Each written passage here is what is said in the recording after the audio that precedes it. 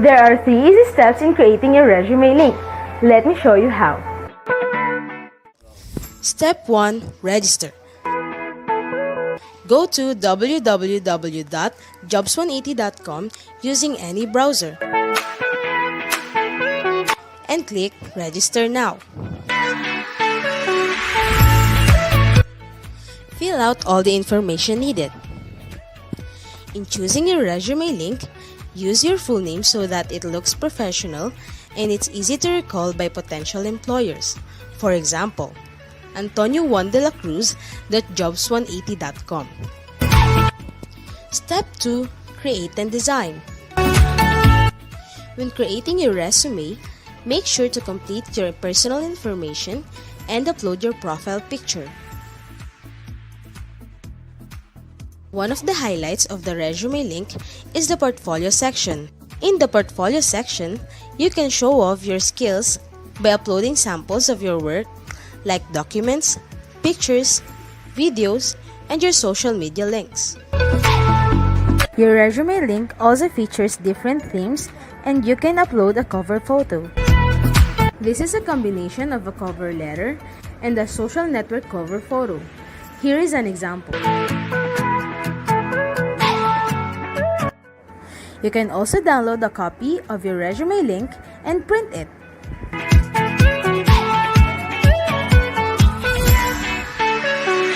Step 3. Apply for a job. There are many ways to apply with your resume link.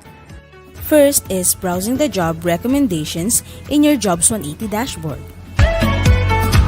If you're qualified, click Submit Resume Link. So what are you waiting for? Dress up your next generation resume, stand out brightly among the competitive job seekers in the market, and win the heart of your future employers using Resume Link.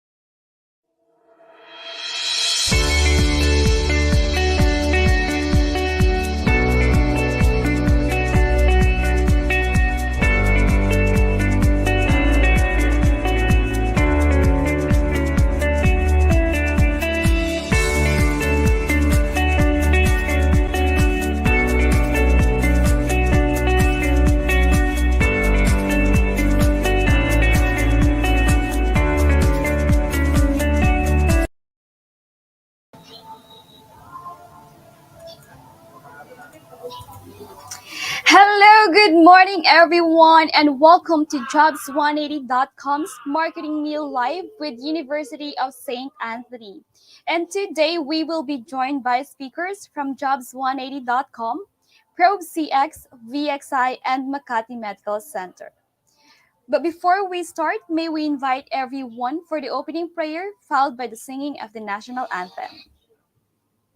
Almighty and ever-living God, we glorify and thank you, for you have showered us with so much blessings, and your presence continuously remind us of your faithfulness and guidance. May we humbly ask you to shower our virtual program and activity today of your greatest inspiration, so that we may share the most of our knowledge, our heart, and our soul to our dear participants and audience. May they also absorb the invaluable knowledge, experiences, and put it into practice of what they may learn today from the different activity. We pray that you bless all the hardworking committees in charge, that they may be able to fulfill their task responsibly, that the objectives have set may all be achieved. May we be a living witness of your genuine love through the enactment of the knowledge acquired, brought by this activity, and living by example with the virtues of Saint Anthony of Padua, our patron saint. We ask this in the name of Jesus Christ, our Lord and Savior. Amen. Mga kababayan, ang pambansang awit ng Pilipinas. Kayang magiliw, telas ng sinakalan, alam ng puso, sa titik mo'y buhay. Lupang hinirang, tuyang ka ng magiting, sa manlulupin, di ka pasisigil, sa nagatak tutok sa simoy at sa langit mo pagaw, ay hinatang tulang awit sa pagkayang minamahal.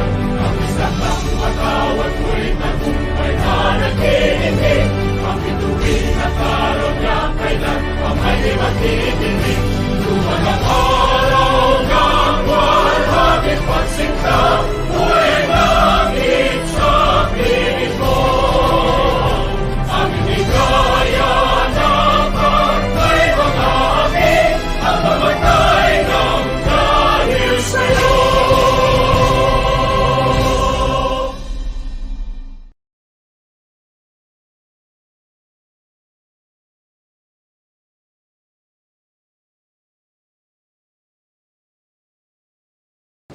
The future is indefinite, complex, and changing. In every road we take in this journey we call life, we are bound to make tough decisions. Roads may be smooth, rocky, confusing, too long, very short, or challenging. Either way, all these decisions we make will lead us to these things: opportunities, our destiny, and our future. The canvas of the future is yours to paint.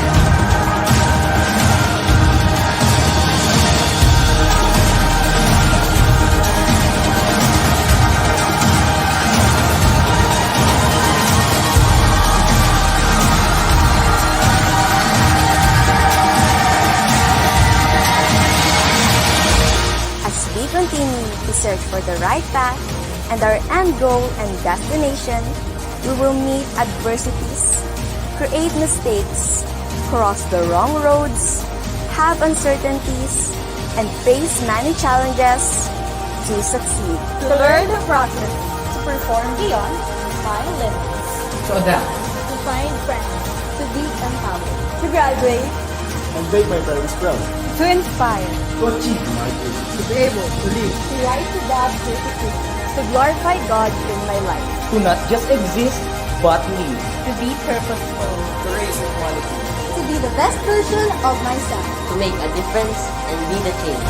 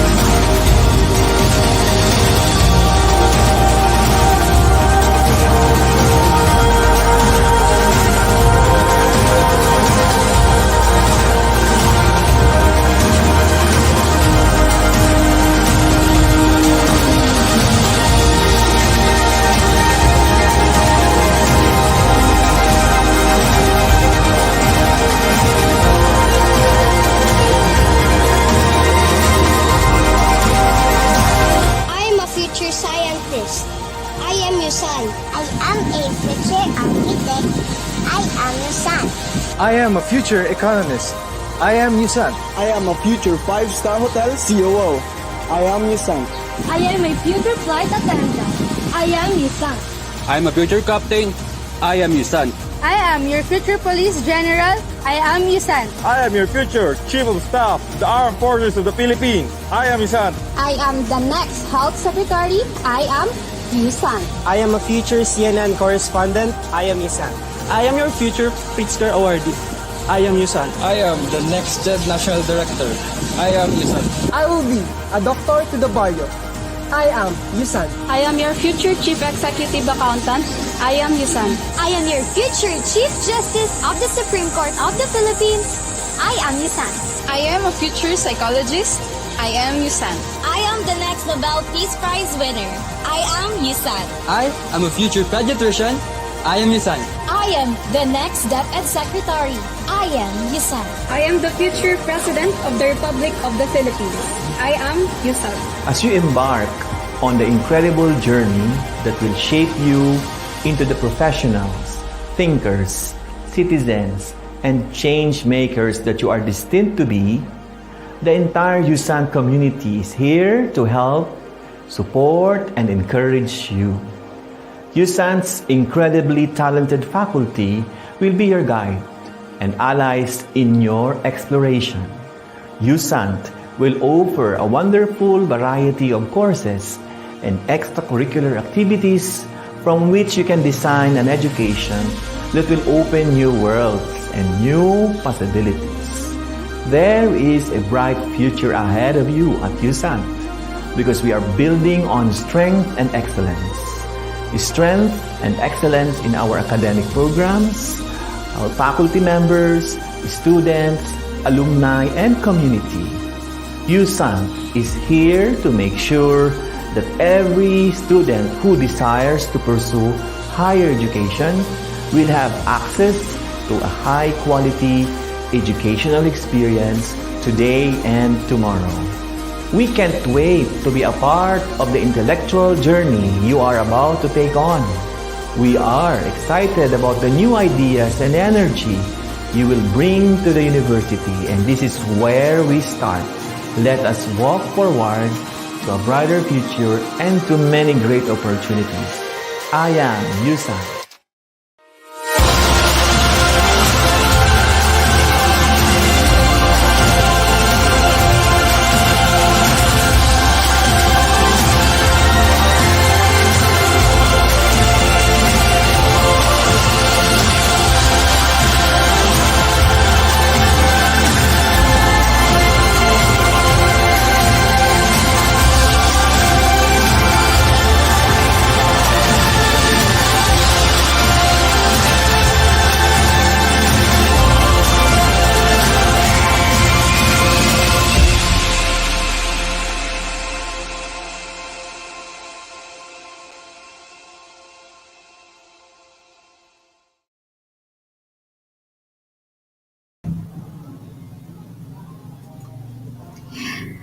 Hello, University of St.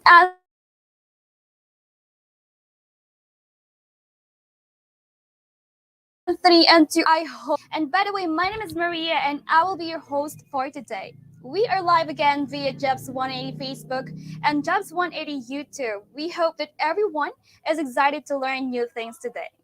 So to officially start our today's session, may we invite Dr. Jose B. Ballesteros, Vice President for Academic Affairs, to give us the opening remarks.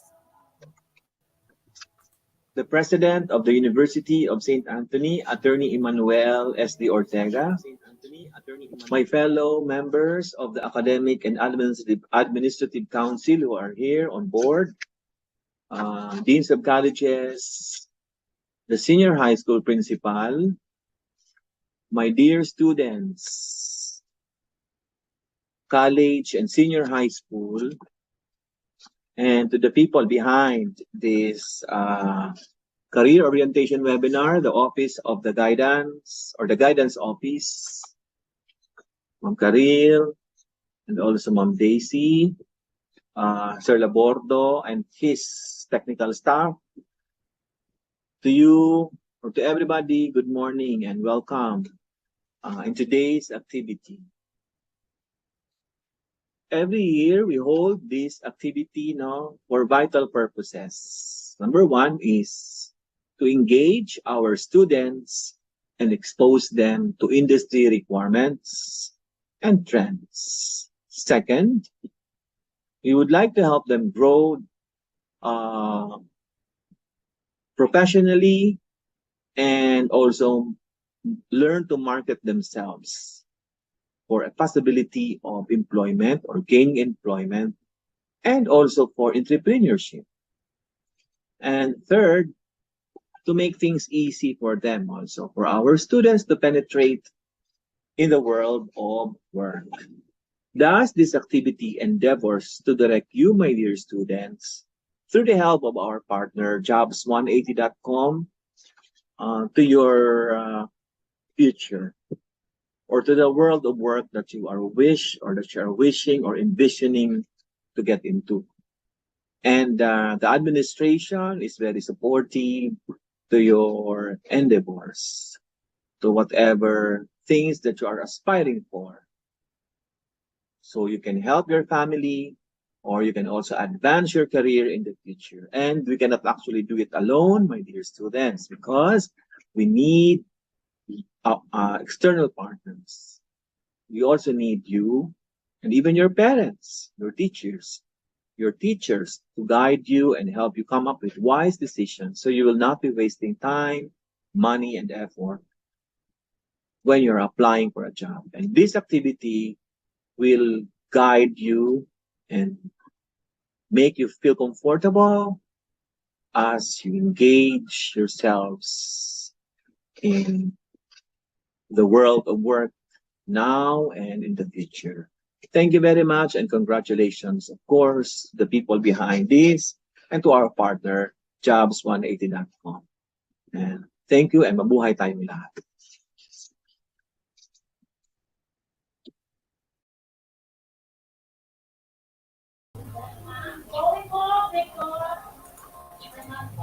Thank you, sir, for the opening remarks. And as usual, for our audience today, please comment your name, year, and course. And if you have questions later on, please type them in so we can answer them after the talk. Q&A will happen for after each speaker's presentation, and don't forget to tag and share this to your friends too. So kung wala pa sila dito, tawagin niyo na kasi nakakapanghinayang naman kung ma-miss nila itong event natin. And also, the eval and attendance will be released at the end of this session, same with the digital certificates. So if you guys are ready, here is our schedule for today. Number one is job applications using resume link from jobs180.com, virtual interviews from ProbeCX, assertive communication from VXI, and motivation and productivity from Makati Medical Center. So shout out to everyone na nandito na again. For those students who are just joined in, please comment your name, year, and course. And as we go along, type in your questions so we can read it later. At wag kayong mahihiya, okay? Because this is your chance to ask before you face the real adulting thing or the world of work. So to our audience, sit back, relax, and let us all #learn together. Okay, I know you guys are so excited. So kilalanin na po natin ang ating unang speaker for our first topic, which is the job applications using resume link. He has 20 years of experience in sales, marketing, business development, customer service operations, business process, and human resources. As a trusted resource speaker, he has done over 1,000 plus career development seminars in more than 400 plus colleges and universities nationwide. The managing director from jobs180.com, Mr. Chua.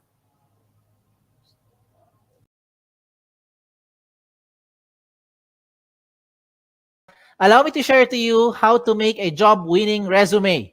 Yan. A lot of you are now looking for a job and exploring for the next chapter in your life. I hope that this session will be able to help you. No, not only you, but the people that you know that needs help in terms of how to make a job-winning resume. Yan. So yan na tinatawag nating resume link. A lot of platforms right now, mga online platforms are being offered left and right. But for you to know paano to magiging job winning tool or job winning resume to, meron akong checklist. So go with me, no, with all these checklists. Your checklist should include the following. Number 1, kailangan mag-stand out ka. When you look for a job, you have to be able to stand out. Because if you're not going to be able to stand out, then I think you'll just be part of the crowd. You'll be one of the next applicant na wala lang, na hindi mapapansin. Another thing that should be in your checklist is that you should only have one file. Hindi dapat maraming files na iba-iba sinesend sa mga companies. Mas maganda, isang file lang para pag sinend mo, lahat ng details mo nandoon na. Another thing in your checklist is that it should make the process more efficient. Ibig sabihin, mas mabilis mag-submit, mas mabilis makita ng HR, mas mabilis kayo makontak for possible next steps na or possible job offer na. Now, another thing in my checklist is that dapat tipid ito, wala itong gastos. The tool that I will show you today, wala itong gastos. Libre po ito. At higit sa lahat, itong pinaka-importante sa lahat, this should be in your checklist. The tool should be secured. Okay, more than anything, importante talaga ang data. Pero ang data ninyo, dapat yung protectionan. And using this tool, this is the most secured resume kung tawagin. Bakit siya tinawag na most secured resume? Let me go through the next slides na. Okay? Ito ang tinatawag na resume link. Okay? A personalized URL for anyone can open online anytime. I will use an example para makarelate kayo. If you are Jhon Santos, ang link mo or resume link mo pwede maging johnsantos.jobs180.com. Ganun lang kasimple. At yan na po ang resume link nyo. So how do you make one? Go with me through the 3 simple steps. First step, you have to register. Absolutely, wala tong bayad. Libre po ito. How do you register? You go to the website of jobs180.com. That's www.jobs180.com at dun ka mag-register on the upper right side of your screen. Now, as you do that, you have to put the basic information. Okay? So, alam nyo na ano mga information niyan. Hindi ko na isa-isahin. Babawasan nyo naman at alam nyo naman ano dapat ilagay. Now, as you create your account, you have to use a valid email. Okay? Now, before we go to the email, paalala ko lang, sa mga nag-isip sa inyo, paano kung hindi ako si Jhon Santos, ano gagawin kong resume link? O yan, baka nag-isip kayo eh. So, if ever lang, mayroon kang kapangalan, okay, just so happen na may ibang Jhon Santos na nauna sa inyo, ano mangyayari? Magkakaroon doon na red na box, sasabihin niya, this name has already been taken. Huwag kayong malungkot, pag taken na, okay lang, just be creative. Pwede mo gawin, baliktarin mo. Gawin mo santosjohn.jobs180.com o kaya J Santos o kaya Santos J o kaya JS o kaya SJ. Depende kung ano gusto mo gawin. Basta importante, wala kang kapangalan. Okay? Wala kang kapareho. Now, when you do this, huwag kayong OA. Do not create yung mga ganong klaseng over-creative na mga resume link because it doesn't look professional. Imagine submitting to a company with your resume link that says eljablo.jobs180.com. Hindi yan mukhang professional. Okay?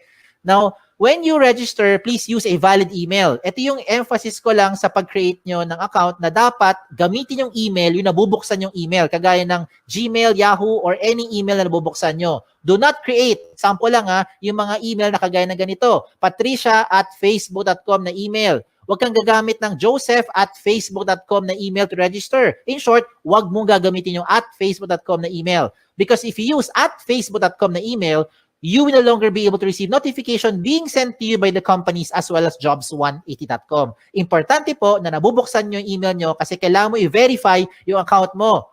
Okay? It is very important that you verify your account as a proof na ikaw nag-register at pangalawa, para ikaw ay makapag-apply. If you don't do this, if you don't verify, walang mangyayari sa account nyo. Okay? So sayang lang. So you have to verify to finish the first step. Okay? How do you verify? Just open your email, look for the link, click mo yung verify, you're done with the first step. Okay? Tapos na yung first step. Ano yung first step?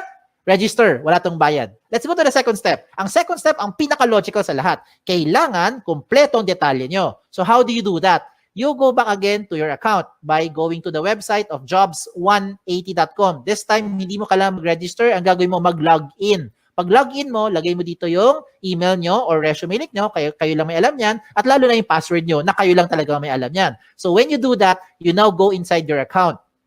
Pag nasa loob na kina-account nyo, ano gagawin nyo? Mabilis na lang ito. Fill in the blanks. Okay? Now, I don't have to go through all the information here because definitely, alam mo naman pag sinabi ditong name, malamang pangalan nyo. Pag nakalagay dito address, malamang address nyo. Diba? So, you put all the information ninyo dito. Okay? Lagay nyo. Then, what else do you put in here? Importante po, lagay dito lahat ng posibleng paraan na pwede ka makontak ng isang HR, kagaya ng social media account nyo. Diba? Hindi lang email tsaka phone number. Bakit?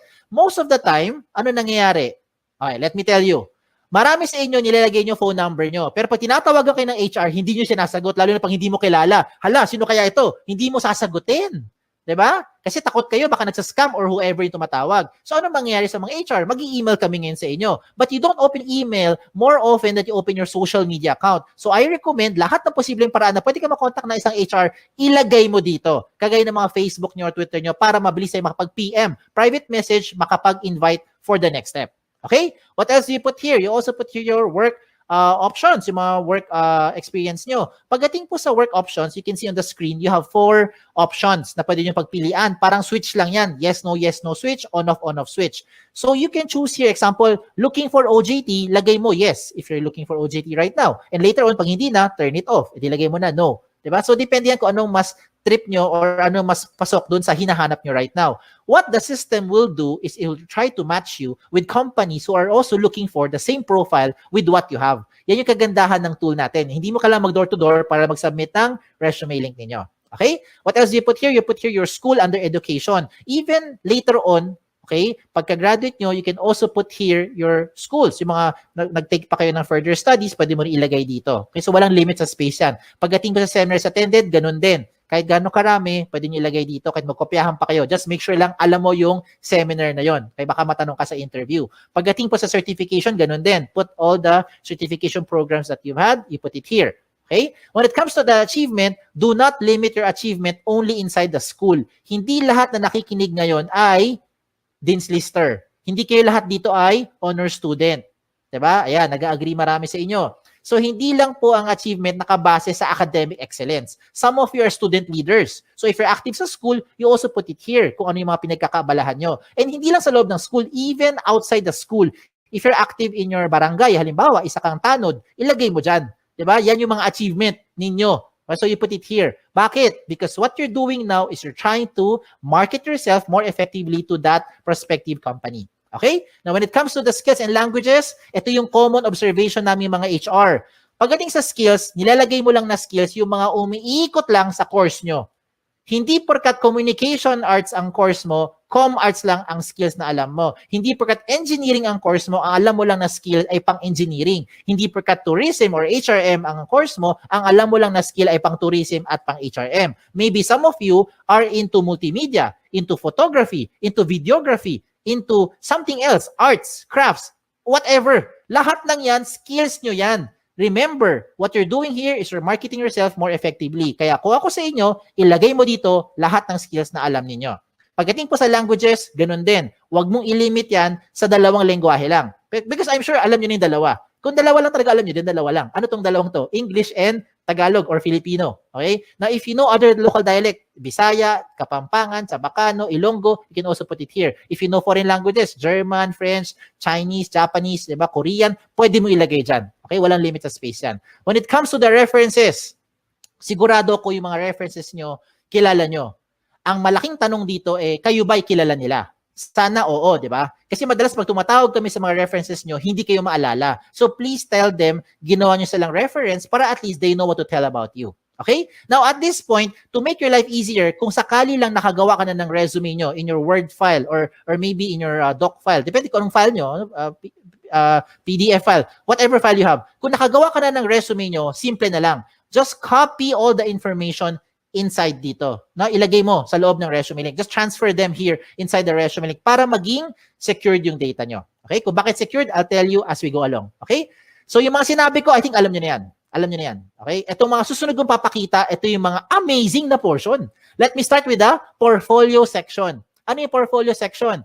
This is the part where you now upload evidence of your skills. Example, ano ebidensya na graduate na kayo later on? Diploma, di ba? Transcript. Ano pa? Toga? Hindi ebidensya yung toga. Okay? Kung ano man meron nyo, di ba? Certificate, diploma, yan, ebidensya yan. Okay? Kung transcript of records is evidence na graduate na kayo. Ano ebidensya na wala kayong criminal record? NBA clearance, police clearance, di ba? Ano ebidensya na pwede ka pumunta sa ibang bansa? Passport, visa, lahat ng mga sinasabi mong mga skills mo or yung mga what you're claiming that you know, you can now support them here sa portfolio section by showing those documents. Diba? Anong ebidensya na ikaw ay healthy? Meron kang medical clearance. Anong ebidensya na pwede kang mag-drive ng sasakyan? Meron kang driver's license. Diba? So gets nyo na yung sinasabi ko. Ang point ko lang is, you can now put the things here to support yung claim nyo of your skills. Now, you're starting to think, Sir, kung pare-pareho naman kaming graduate sa school namin, pare-pareho kami magkakaklase, same yung course namin, same yung school, same yung teachers, same yung curriculum, pare-pareho lang naman kami lahat, walang experience sa trabaho, how will we stand out? Ayan, di ba? Okay, ito ngayon yung isang magandang recommendation ko sa inyo on how you now stand out. You get your smartphones. Kunin mo yung mga smartphones nyo. Kung wala, manghiram sa kaibigan. Okay, hiram mo sa kaibigan mo. I-record mo yung selfie video mo. You say something interesting about yourself. Record it in about 30 seconds to 1 minute lang. Huwag na masyadong mahaba. Ano gagawin mo? Pretend that you are being interviewed by the HR. So you answer basic questions like, tell me something about yourself. O, di ba? Ano yung mga gasgas sa tanong natin? Why should we hire you? O, di ba? Just imagine na tinanong ka ng HR at sasagutin mo na lang siya. Ang maganda lang ngayon, recorded mo. So, kung di mo type yung sagot, edi-delete mo. Pag type mo, you save it. Then, you upload it sa YouTube or sa Vimeo. Maraming mga video channel na libre, yung mga video converter sa online. Hanapin mo lang. And when you're done, you put that video link doon sa portfolio section nyo. O, di ba? This time, it will definitely make you stand out because depende na to sa diskarte mo on how you're going to present yourself. Okay? So I leave it up to you on how you do that. Now, another thing for you to do, na sure akong hindi to makokopya ng classmate mo, ay yung picture mo. Diba? So you put your profile picture here. Now, when it comes to the picture, hindi kailangan sobrang formal na formal. Hindi kailangan pumunta sa studio. Huwag na kayo gumastos. Ang importante dito, tumingin kayo sa camera. Plain background. Okay? Plain background, tumingin kayo sa camera. Wear something, of course. Wear something decent. Okay? Do not upload profile pictures that look like the right side of your screen. Yung mga sample na yan, hindi po maganda example yan. Okay? So, huwag kayo maglagay ng ganun kasi mga sample na profile picture. Now, another good thing pa that will make you stand out using the resume link is your cover photo. Yes! A picture paints 1,000 words. Yan ang kasabihan na very, very applicable dito. A lot of you who are listening today, hindi kayo gifted with writing skills. Hirap kayo i-express ang inyong feelings at inyong thoughts into words. Hindi mo ma-type, hindi mo ma-sulat. Tama? Hirap tayo eh. Bakit? Hindi natural sa atin yan. Pero pagdating sa picture, kaya mo i-express yung inyong personality. Look at the examples I'm showing you. Look at the one on the left. Ano siya? Isa siyang ophthalmologist or optometrist. Sabi naman ng iba, eye expert. Di ba? Yung sa kanan, ano siya? Sabi ng iba, sir, parang IT. Sir, techie siguro kasi maraming gadget, pati stapler, gadget niya. Di ba? O sabi ng iba naman, sir, parang makalat. O depende na kung how you are going to interpret it. But now, the way I see it, itong taong to, multitasker. Okay? Another good example I'm showing you is this one. Someone from psychology, someone from neurologist, or maybe someone who knows left and right. Ganun lang kasimple. No? So, depende yan how you're going to express yourself. Okay? Another good example pa, ito. Itong person na to, ang gusto niya sabihin, there's no shortcut to success. You will be able to reach your goal by taking one step at a time. O, di ba? So, I'm showing you good examples. Hindi yan membro na Akit Bahay Gang. Hindi rin po yan social climber, in case that's what you're thinking. So, kung nagpakita ko ng magaganda example, I will also show you yung mga hindi magandang example para wag niyong gagayahin. Huwag kayo magpapaka-misteryoso. Okay? Make sure you put your picture there. Okay? Kasi maraming pangalan ngayon interchangeable. Ako mismo, guilty ako dyan. My name is Kim. A lot of people think babae ako. Ako rin mismo, napagkakamalan ko yung mga aplikante, panakita ko, Chris, George, Alex, Sam. O, diba? Minsan isipin ko, Joey, lalaki. Yung pala, babae. Diba? So, you better put your picture there para at least alam ng HR who to expect. Okay? Now, when you make your resume link, dapat may laman talaga yan. Kasi kung walang laman yan, ganyan itsura niyan, blanco. And how do you expect companies will look, or HR from companies will look at your profile if you submit to them resume links that look like this? It's like submitting a piece of a paper, bond paper, or long bond paper, short bond paper na walang laman except pangalan mo. And that's the same as this one. So hindi yan papansinin ng mga HR for sure. Okay? Sayang lang oras nyo tsaka oras ng HR. Kailangan attractive.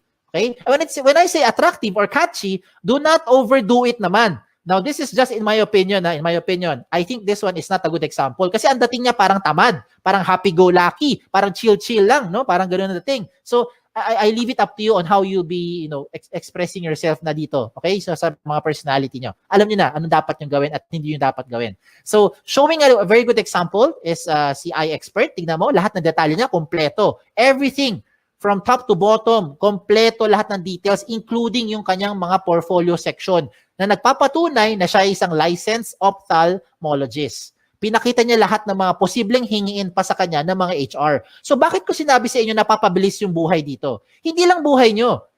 Pati buhay din ng HR napapabilis. Because once you submit all this information to that company, when the HR opens your resume link and sees everything about you, dalawa lang ang pwedeng mangyari niyan. One is, nahuli mo attention, gusto kanya ngayon kausapin or schedule for the next step, like interview or possibly job offer, or hindi ka nag-fit. Yun yung second, di ba? Para at least, ang maganda rito, hindi na pabalik-balik, hindi na siya tatawag para sabihin, hello ma'am, meron ka bang evidence na graduate ka na talaga sa school na yan? Can you send me your transcript? Di ba? Can you send me yung mga evidence or yung mga sample skills or sample work mo kasi you are in IT or in graphic design? Di ba? Gets mo ibig ko sabihin, wag nang pabalik-balik, sayang yung oras. Okay? Time is of the essence, lalo na ngayon. So you put everything there, at least pag nakita ng HR, diretso na kagad sa pagprocess sa inyo. Okay? A lot of you are now thinking, Sir, pag gumawa ako ng resume link at nilagay ko lahat ng information ko dyan, baka naman yung mga data ko nakakalat na sa buong mundo. Baka naman yung mga information ko nakalantad na sa buong internet. The answer is, no. Kaya nga siya tinawag na the most secured resume. Okay? Bakit siya tinawag na most secured resume? Because you have the ultimate control over your privacy settings. Follow the screen. Inside your dashboard, when you log in, you can go to your settings. Sa settings mo, to be specific, puntahan mo yung privacy settings. In your privacy settings, you choose the information that you want to show in public. Halimbawa lang you do not want to show your birthday. What do? Turn it off. Ayaw mo pakita yung address mo. What do? Turn it off. Ayaw mo pakita ang inyong references. What do? Turn it off. So lahat na naka-off, hindi lalabas sa public. At sino may control niyan? Kayo lang. O, di ba? Ang maganda pa rito, real-time update yan. Halimbawa, today, you decide not to show your birthday, your address, and references. And then 5 minutes later, you decide, sige, pakita ko na nga birthday ko. Turn it on. Real-time. 5 minutes later, the moment you save your settings, lahat na binigyan mo ng resume link, updated na rin sila real-time. As in real time. Di ba? Ayos, di ba? Sige, tuloy natin. Tuloy pa natin to. So, reminders ko na lang sa mga late na dumating or kakakinig lang, when you make your resume link, make sure that your profile is interesting and attractive. Okay? Wag OA. Iba yung over naman yun. No? Wag naman ganun. So, make sure it's attractive, it's catchy. Complete all the information, especially your contact details. Kasi sayang naman lahat ng ginawa mo, nahuli mo attention, hindi ka makontak ng HR. So better make sure nandiyan yung mga contact details na updated. Okay? So yan. So tapos na tayo sa 2 steps. Last step na lang. Ano yung first step? Recap lang. First step is register. Wala tong bayad. Libre po yan. Second step is for you to complete the information. Yan ang pinaka-logical. And the last step now is for you to submit. So you're now thinking, okay to paano ko gagamitin ngayon yung resume link? Bigyan kita ng iba-ibang paraan. Okay, lahat ito practical application para makarelate kayo. Unang option, pumunta ka sa website ng jobs180.com. That's www.jobs180.com and that's where you now start to look for companies. Type the companies that you're looking for. Pag may lumabas, edi good. Pag walang lumabas, edi wala. Okay, huwag din pilitin. Okay? Now, you can also see there a lot of companies, a lot of company logos that you can shop around, you can choose, learn about the company, and if you want to be part of the company, I recommend you submit your resume link kahit na hindi ka pa qualified. Let me repeat what I just said. If you want to be part of an organization, if you want to be part of that company, even if you are not yet qualified, I recommend you give your resume link to that company. Bakit? Imagine, kung ngayong hapon, ngayong araw, nag-submit ka ng resume link sa isang kumpanya na naghahanap ng 3 years experience na aplikante. Wala ka pang 3 years experience. Okay lang. Bigay mo na yung resume link mo sa kanya, pagdating ng 2024, siguro naman by that time, meron ka ng 3 years experience, di ba? Kasi nag-work ka na ngayon, by 2021. By 2024, may 3 years experience ka na, pwede ka na ma-qualify dun sa position in-applyan mo. And you never know. That company might just contact you later on, provided that your details are still updated. So you have to update those information real time. Ayos ba? Ayos, di ba? Wala nang pabalik-balik, hindi mo na kailangan magbalik-balik dun sa kumpanya para sabihin, nag-apply po ko sa inyo last year, ako po yung OJT nyo 3 months ago. Wala nang ganun. Okay? Another practical application. When you submit your resumes through email, how do you do that? Madalas, ito ginagawa natin. Mag-email tayo, sasabihin natin, Dear HR Manager, I would like to apply for the following position and this is my resume. Ano gagawin nyo? I-attach mo yung Word file mo or PDF file mo. Tama? If that is how you're doing it, wag mo nang gawin yon. Wag ka na mag-attach ng anything sa email. Pampabagal lang yan, tsaka makaluma na yung style na yan. Bakit ko sinabi yon? Kasi hindi mo na kailangan talaga mag-attach ng anything. Ang gagawin mo, i-type mo na lang doon sa email mo yung resume link mo. Example, Dear HR Manager, I would like to apply for the following position. And this is my resume. In this example, Antonio Juan de la Cruz, 01.jobs180.com. That's it. Submit. I look forward to you from you soon. Thank you.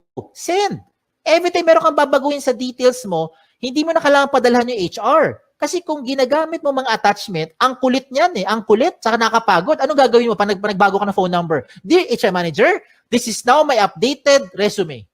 Mamaya-maya, 2 weeks later, nagpalit ka ng phone number. Ano gagawin mo? Dear HR Manager, this is now my updated, most recent resume. O di ba? Every time meron kang babaguhin, padala ka na padala doon sa HR. Nakakapagod yan, hindi lang sa part nyo, kundi sa part din namin sa mga HR to keep track which one yung pinaka-updated na details. So this time, wala na kailangan. Palit-palit na lang kayo ng details nyo, update-update na lang sa loob ng resume link. Ayos ba? Ayos pa. Okay, tuloy pa natin to. Okay? If you want to print your resume, this is now the good news. You can now print your resume link. No matter how much information you have, the system will try to compress everything into one page. So kung gusto mo talaga mag-print ng papel at mag-submit sa mga kumpanya, walang kaso. Pumunta ka lang sa dashboard mo, hanapin mo yung print na option at mamili ka kung 1 column or 2 column version ang gusto mo i-print. What the system will do is it will try to compress everything into one page para tipid na. O, di ba? Now, usapang tipid. Ito mas tipid pa. Gusto mo mag-print ng resume pero gusto mo magtipid. Itong gawin mo. Gumawa ka ng resume link card. Ano tong resume link card? Sa isang pirasong long bond or short bond paper, mag-design ka ng maraming resume link card. No, maliliit lang, parang business card na dating. In one piece of paper, I think you can make 10, 20 sets of cards. Depende sa size ng papel mo. At ang importante na ilagay mo dyan sa resume link card mo ay syempre ang inyong resume link. Diba? So, hindi mo na kailangan ilagay lahat ng details mo sa resume sa loob ng maliit na papel. Lagay mo lang resume link mo. And that is what you now give to the companies when you start applying. Look at the picture I'm showing you. Diba? Tipid. Hindi lang tipid. Secured pa. Tingnan nyo. If you submit yung big paper resume nyo, long bond paper, sinubmit mo sa isang kumpanya, nag-apply ka. For some reason, nilipad ng hangin. Yung nakapulot ng papel na yan, alam na buong detalye mo because everything is in that one-page printout. Now, if you lose that small piece of paper, don't worry. Meron kang peace of mind. Bakit? Yung mga kapulot niyan, limited sa privacy settings mo because you have the ultimate control over your privacy settings kahit na i-type niya yan sa browser. Okay? So, ang recommend ko rin sa mga nakikinig, use the gadget. Take advantage of the technology. Use your gadget, your laptop, your cell phone, your tablet, kung ano man. Okay? Para ngayon kasi, this day and age, technology na ang gamitin natin. Kung mano-mano pa rin kayo, wala kayong gadget, okay lang. Huwag kayong malungkot. You can still submit to the companies by just simply writing the resume link on a piece of paper. As simple as that. Okay? So, again, sa mga nagtatanong, ano yung mga guidelines ko para makagawa ako ng job-winning resume? Ito yung guideline ko. Ito yung checklist ko. Are you using the right tool? That's the ultimate question. There are so many tools right now, but these are the things that you should consider when you make your resume. And that is the resume link. It already addresses the following. Number 1, security ng information mo. I hope by this time, you have peace of mind. Ito na ang pinaka-secured na information because you have the ultimate control over your privacy setting. Pangalawa, the speed of hire becomes faster. It becomes more efficient because whatever you need, whatever the HR needs, you can already put it inside the resume link. Another thing is that it's flexible. If you want to print, just in case lang gusto mo talaga mag-print ng resume nyo, you have the option to print it. And you don't have to worry about saan ko sinave yung file na yan, saan ko tinago, wala nang gano'n. Just log into your account and print. Mamili ka lang kung 1 column or 2 column version. At higit sa lahat, wala po itong bayad. Tipid po ito. Walang bayad. Okay. Kailangan mo lang, of course, internet. Sa mga nag-iisip sa inyo, sir, kailangan ko ng pan-data. pwede ka naman makakonect sa internet na walang data eh. Punta ka sa libreng wifi. Di ba? Baka yung kapitbahay nyo may libreng wifi, o makagamit ka muna. Later on, pag may trabaho ka na, may sweldo na, bayaran mo yung wifi niya. O di ba? Bawi-bawi lang yan. No? Give and take. And there are a lot more benefits to just what I've mentioned. Marami pang iba. You can share your resume link to whatever platform you want to share it to. Gusto mo i-text? Gusto mo siya i-private message? Gusto mo i-send via Viber? Kayo bahala. Pwede mo i-share. Basta kayo may control. Ganun lang kasimple. No? Kung hindi mo ito binigay sa kahit kanino, hindi malalaman to nung taong yon. And you don't have to save it to whatever USBs or hard drive. No need na. Wala rin tong mga tipong version na kailangan pa mag-compatible. Walang ganun. Lahat ito compatible. Pwede lahat. Okay? So shout out na lang ako. Shout out to all our school partners. By the grace of God, right now we have about 400 plus colleges and university partners nationwide, including your alma mater. So thank you. We're very thankful for this opportunity that we're able to do this kahit tayo nasa loob ng bahay, kahit kayo ay nasa loob ng bahay. So hindi tayo physically nagpe-present, pero nakakatulong pa rin tayo, especially if you have friends or relatives whom you think would need this tool. Please share this to them. Okay? Sa mga nagtatanong naman ng mga frequently asked questions, sasagutin ko na. Ito kasi yung mga common questions na kadalasan tinatanong sa akin. Ang tanong, can I give my resume link to companies who do not know about jobs180.com? The answer is absolutely yes. It depends kung sino ang bibigyan mo. Ikaw may ultimate control niyan. Okay? Pangalawang question, is this the same as other job platform like LinkedIn, JobStreet, iba pang mga job site? The answer is no. Meron tong dalawang major difference. Yes. Lalo na pagdating sa security. Okay. Of course, explain lang ako Okay. With respect to the other sites that I've mentioned, let me just use JobStreet as an example para lang mas makarelate, no? Para makarelate. You can only use JobStreet resume if you're applying to companies who are also using JobStreet. If you're applying to a company who is not using JobStreet, you cannot use your JobStreet resume anymore. With your resume link, you can use this to any type of company, any platform, wherever they are. Kahit sa loob ng Pilipinas or sa labas ng Pilipinas, pwede mong applyan. Kahit hindi niya alam ang Jobs 180, basta alam niya ang resume link mo, pwede niya mabuksan ang profile at makita according to your settings. That's the first difference. Pangalawang difference, kung nabigay mo na, kung na-submit mo na ang JobStreet resume mo sa isang company, wala ka nang pwedeng baguhin. Lahat ng data mo nandun na yan sa HR. Yes. Hindi na magbabago yan real time. With your resume link, na-submit mo today, mali pala number mo, na-submit mo today, mali pala yung spelling mo, you can always edit it. Enter, save it. Real-time update. Lahat ng bigyan mo ng resume link, updated real-time. Ayos? Okay, tuloy tayo sa number 3 question. Number 3 question is the easiest question. Ang tanong dito is, can I keep my information secured? I hope by this time, na-convince ko na kayo na ito na ang pinaka-secured na platform. Okay? That's the reason why I'm sharing this to you. Okay? Number 4, I think this is the most important question. How often should you update your resume link? Ang sagot dito, hindi araw-araw, hindi linggo-linggo, hindi buwan-buwan, hindi taon-taon. Ang sagot dito ay every time. Every time na meron kayong babaguhin, lalo na ang contact details nyo. Yan ang importante. You have to update your contact details every time na meron kayong papalitan doon. Kasi yan yung paraan para makontak kayo ng mga companies. And the last question is just a trivia.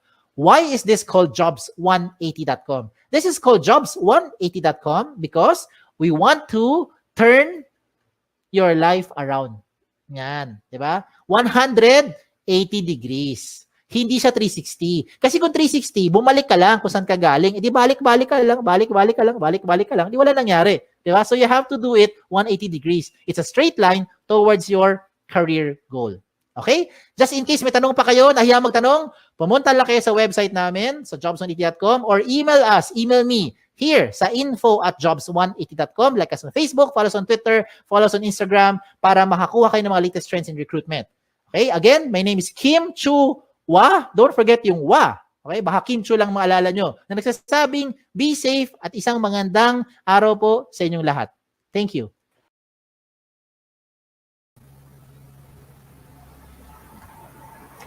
Thank you so much, Sir Kim. That was a helpful presentation po para sa ating mga graduating students, especially sa mga student natin na hindi alam kung anong ilalagay sa resume nila. So, worry-free na sila kay resume link. Alright? So, guys, if you do have a questions in mind pa, please comment na kayo. Huwag kayong mahiya kasi this is your time to ask the question. Alright. So, Sir Kim, let's start with the offline question.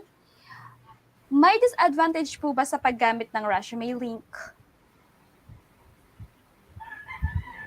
Can you say it again? May advantage? Disadvantage po ba sa paggamit ni resume link?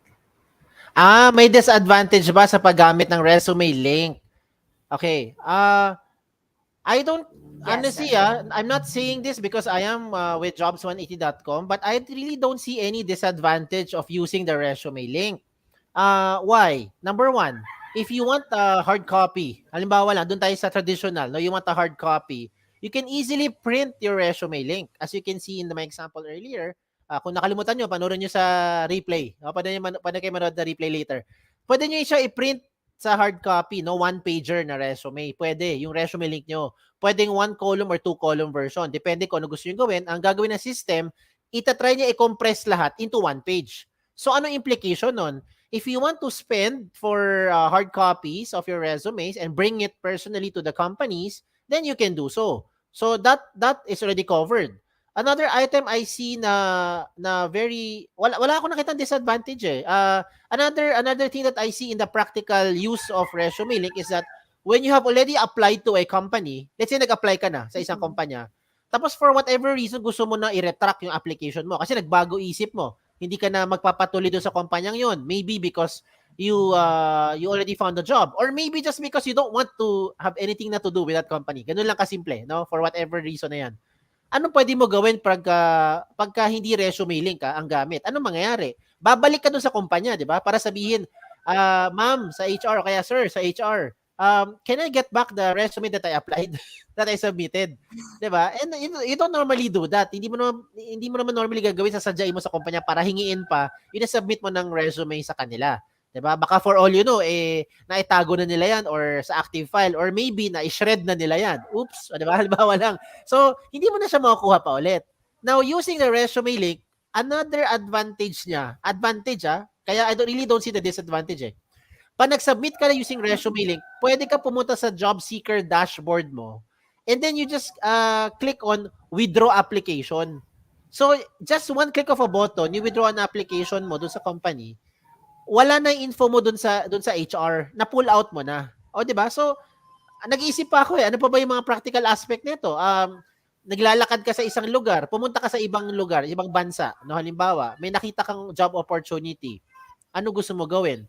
Gusto mo mag-submit, 'di ba? Magpapanik ka. Pag wala kang resume, hahanapin mo saan mo sinave yung file mo, sa phone mo, sa hard drive, or maybe sa email. So you have to look for it and you have to update it.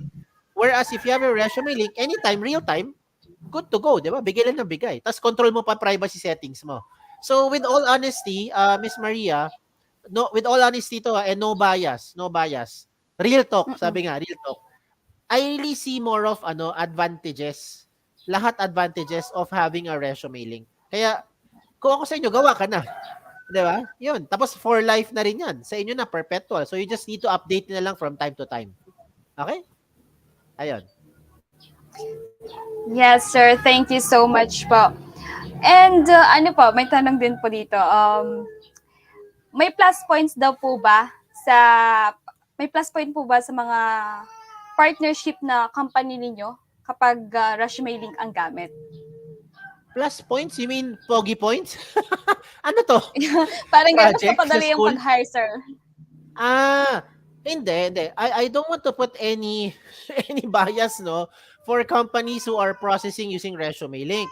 Just consider it na advantageous siya on both sides, 'di ba? It's more efficient on both sides. Both sides meaning bilang isang aplikante, very advantageous sa side mo. Bilang isang HR, very advantageous din kasi anytime they want to check out your information, yung pinaka-updated mong information, they just have to go back to your resume link. Ganun lang kasimple, 'di ba? Ayoko magsabi na may plus pogi points or plus cutie points diyan kasi it yung efficiency, yes. I think if you consider efficiency, cost efficient, security of information, faster ang turnaround time as a pogi point, then you use it. O yun na lang siguro ang naway ko nakikita, 'di ba? Yung pogi points na yan. Okay?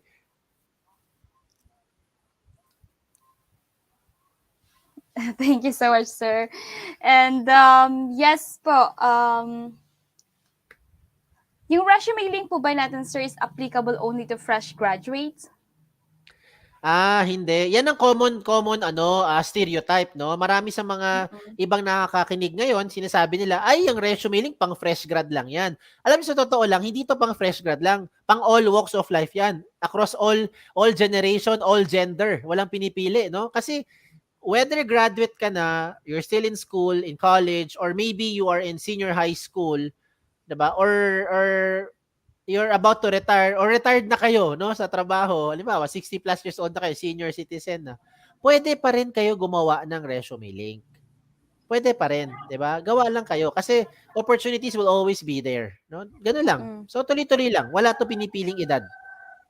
Okay? Yes.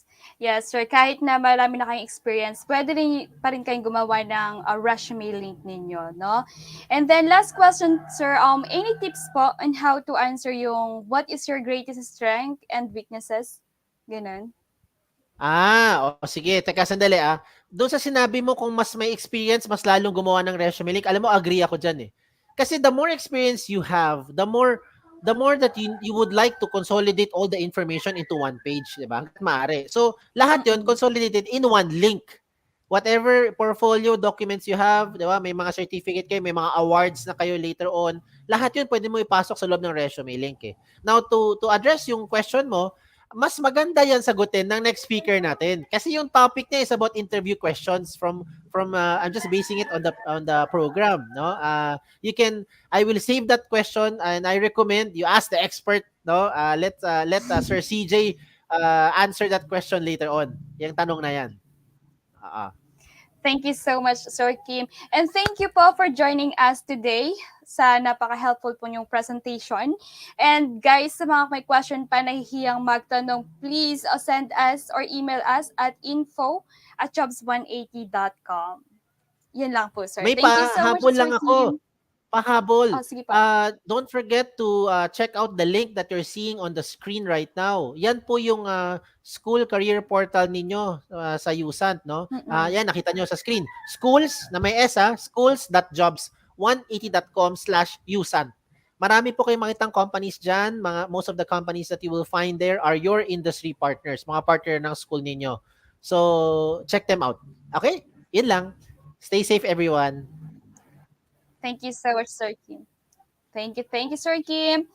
Yes, guys, please, wag tayong mahihiyang magtanong kasi eto na yung right time para magtanong. Yung mga curiosity natin na nasa isip natin is masasagot na.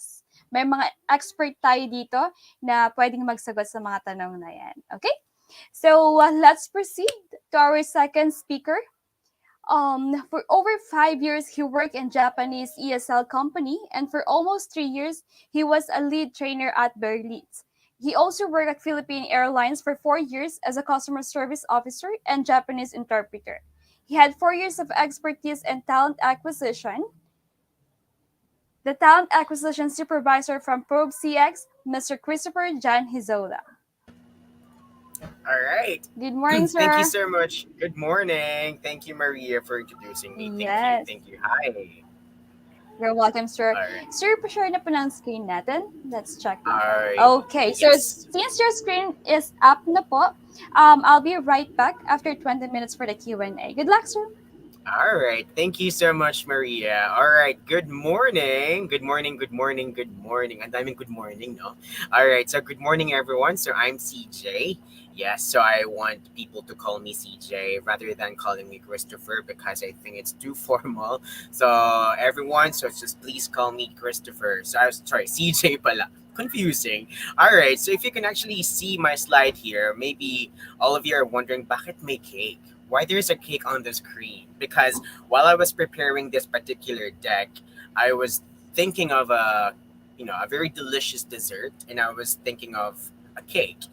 And I remembered the time that I was actually applying for a job, and I was, always telling myself that, hey, it's just going to be a slice of cake. So I just added the photo of the cake on this particular slide, and I told myself, why not add a slice of cake and add for my virtual interview? So to wrap it up, it's more about a slice of cake for my virtual interview? Or to make it more simple, iisipin natin, it's more about very easy step para ma-ace ko yung virtual interview ko. Alright? So, now let's have the next slide. Ayan. So, majority of us, we're thinking, or sometimes, lalo na if you're a graduating student, right? So, syempre, majority of the interviews these past few days or nowadays are virtual or online interview, right? Especially sa mga graduating students na iniisip nila paano kaya yung interview ngayon. Kasi during my time, maybe like I'm not too old, but maybe during the time that I was looking for a job, what I do is I simply go straight to the on-site and prepare my resume, prepare myself. I need to wear beautiful clothes or I need to dress up because I need to impress the the interviewer. So right now, since pandemic, pandemic came in, so maraming mga companies na nag-transition to do this kind of online interview na, right? Because syempre, during the pandemic, we cannot even go out. Like we just need to do the interview in the comfort of our home, right? If you can see the face of that guy, he's thinking, pero hindi siya yung girl doon sa picture, no? So parang iniisip niya lang is more about, ano kayang kailangan kong gawin para maging ready or for me to be ready for the virtual interview. Alright? So, inipakal ko lang ng very, very quick para at least sa mga graduating students natin or for those na hindi pa, for those who already graduated, at least magagamit itong mga tips na to para at least maging ready ka at sure na mapapawaw mo yung interviewer natin in the future. Alright? So, let's have the next slide. Okay? So, if you can see here, okay, yan.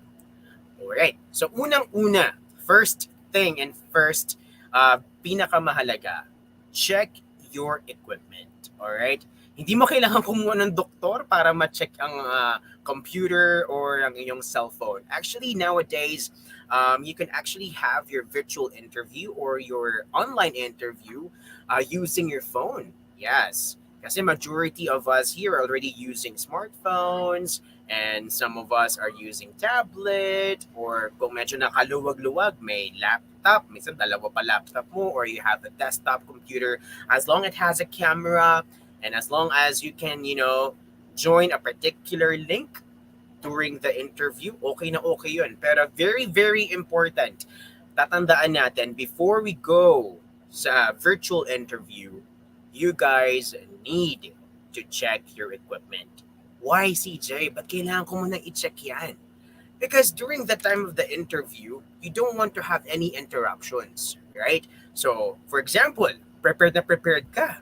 For girls, naka-makeup ka, nakasuot ka ng favorite colored shirt mo, or naka-dress ka pa. For guys, naka-tuxedo ka pa. Wow, di ba? Attend ka kanwari ng prom, di ba? Siyempre, need to impress eh. Pero yung bottom mo, naka-shorts. Pero di naman kasi kita yon, di ba? Ito na naman nakikita sa atin eh. Right?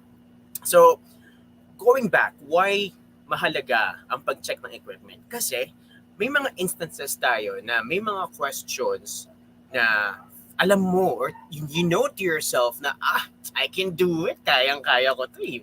Makakapasa ako dito sa interview na to eh. But all of a sudden, yung computer mo or yung cellphone mo nalobat. Or let's say, yung earphones mo hindi gumagana.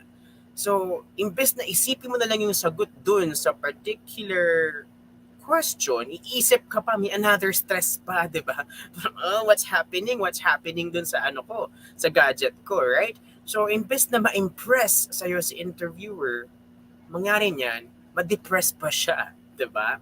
So, very important to, very crucial to. So, always remember na before kayo sumabak or before you enter the interview session, kung Zoom man yan, or Gmeet man yan, or may mga iba pang platform na ginagamit tayo, always make sure, always check the equipment that you will use before joining a particular interview because you don't want to suffer or you don't want to have any problem during the interview. Right? Because you prepared for it. Ang sisira lang pala sa performance mo during the interview ay yung equipment mo. So, a big no-no yun. So always remember, check the equipment, make sure kung ano mga gadget ang gagamitin mo, dapat gumagana siya ng maayos. Very, very important yan. Alright? So now, ano pang kailangan mo tandaan before ka sumabak sa virtual interview? Yan. Very, very important to. So una, keep your virtual identity professional. Ano ibig sabihin nun, CJ? Kasi majority of us, syempre, you guys are graduating students and may mga let's say, may mga crazy things tayong ginagawa when we were young or when we were still, doing our online classes, right? Syempre, if you will be applying for a job, you will be using your old, let's say, old resume or your first ever curriculum vitae. Ayan, di ba? I think lahat kayo nakaka-relate, right? So may mga moment kayo na yung email mo pa, so di ba pa nag-join kayo minsan sa mga Zoom meetings or sa Gmeet, kapag nilog-in mo yun, minsan you just simply direct dun sa papasukan mong video conference. So sometimes, yung email mo pa, let's say for example, Lady Marmalade, diba? Mga ladybug at yahoo.com. Ayan. May iba naman, sobrang confident, minsan kaka-game lang na dun sa nila, sa mga, ayan, mga, I think you guys can relate, mga Valorant, ayan, may mga nakikita ko, iba-iba pa yung code nakalagay dun. Bang, bang, boom, boom, pow, right? So, careful lang tayo. So, make sure na before ka mag-enter doon sa ating Zoom or Gmeet, if you have an interview, make sure to check the name. Or let's say, for example, kung yung email mo naman is not appropriate anymore because you will be applying for a job. So, siguro yung mga old email mo na bangbangboomboom at yahoo.com, maybe it's time for you to revamp it. Or maybe you can just keep that and then create a professional one. Ang advice ko dito sa mga bata, or for our listeners right now, for our viewers, remember na you need to create an email that's professional sounding. Alright? So, ang tip ko dyan, for example, pangalan ko, CJ Rodriguez. So, I'll just type in there, CJ Rodriguez at gmail.com. Minsan naman when we're actually creating an email, may mga moment dyan na you can, that may mga suggested emails pa. Let's say, for example, may kamukha kang email or may katulad kang email. It will be best for you guys to at least choose. Basta make sure professional yung makikita ng mga recruiters natin or mga HR natin. It's something that it's a good impression in nga yung term. It's a good impression if you guys will be using a professional identity if you will be applying for a job. Okay? So, say goodbye muna kayo sa mga old emails nyo na kakaiba ang mga pangalan. But of course, you can still keep that for memories, right? May mga memories tayo dun eh. So, just keep it with yourself. Maybe that's gonna be your personal email, right? So, maybe what I do right now, maybe you're gonna ask me, CJ, ko ba may ganun ka mang email? Yeah, may mga email akong nakakatawa din ng pangalan. Like, I can remember because I love superheroes. I like Superman. So, Christopher yung pangalan, ginawa kong Topperman. Diba? At yahoo.com. But it's still, it's still working. Pero hindi ko na siya, nakalimutan ko na yung password noon. But, I was really laughing hard when I entered my very first company, and I was still using that particular email, and I was questioned by the recruiter. She asked me, I remember that she said, bakit may man dun sa Yahoo, sa email mo? And I was like, I like Superman. Nagkaroon lang ng konting, chit-chat, funny side. But at the end of the day, na-realize ko, oo nga, kailangan ko na palang i-say goodbye yung old email ko. I need to create a new one para at least hindi na napo-point out yung mga ganon. Alright? So I hope natuto kayo sa ganung part na yon. Alright? Especially kapag papasok kayo sa mga Zoom, sa mga Gmeet, make sure try to edit out your name. Kung nasanay ka sa ganung nickname, it's fine basta it sound professional. Alright? Tatandaan natin yan. So ano pa ba? What else do I need to do? Ayan. Very, very important. So wear good clothes and always smile. Maybe some of you were thinking that, hey, it's just a virtual interview, so I don't want to prepare. No, hindi ganun dapat ang mindset natin. Even though the interview will just online or virtual, you still need to prepare. For girls, kailangan, di tayo pwedeng pumasok ng magputla lang tayo sa camera, right? So, as much as possible, kung paano ka mag-prepare sa interview mo, pag pupunta ka sa on-site, ganun pa din. Medyo tipid nga lang kasi you just need to invest sa top, right?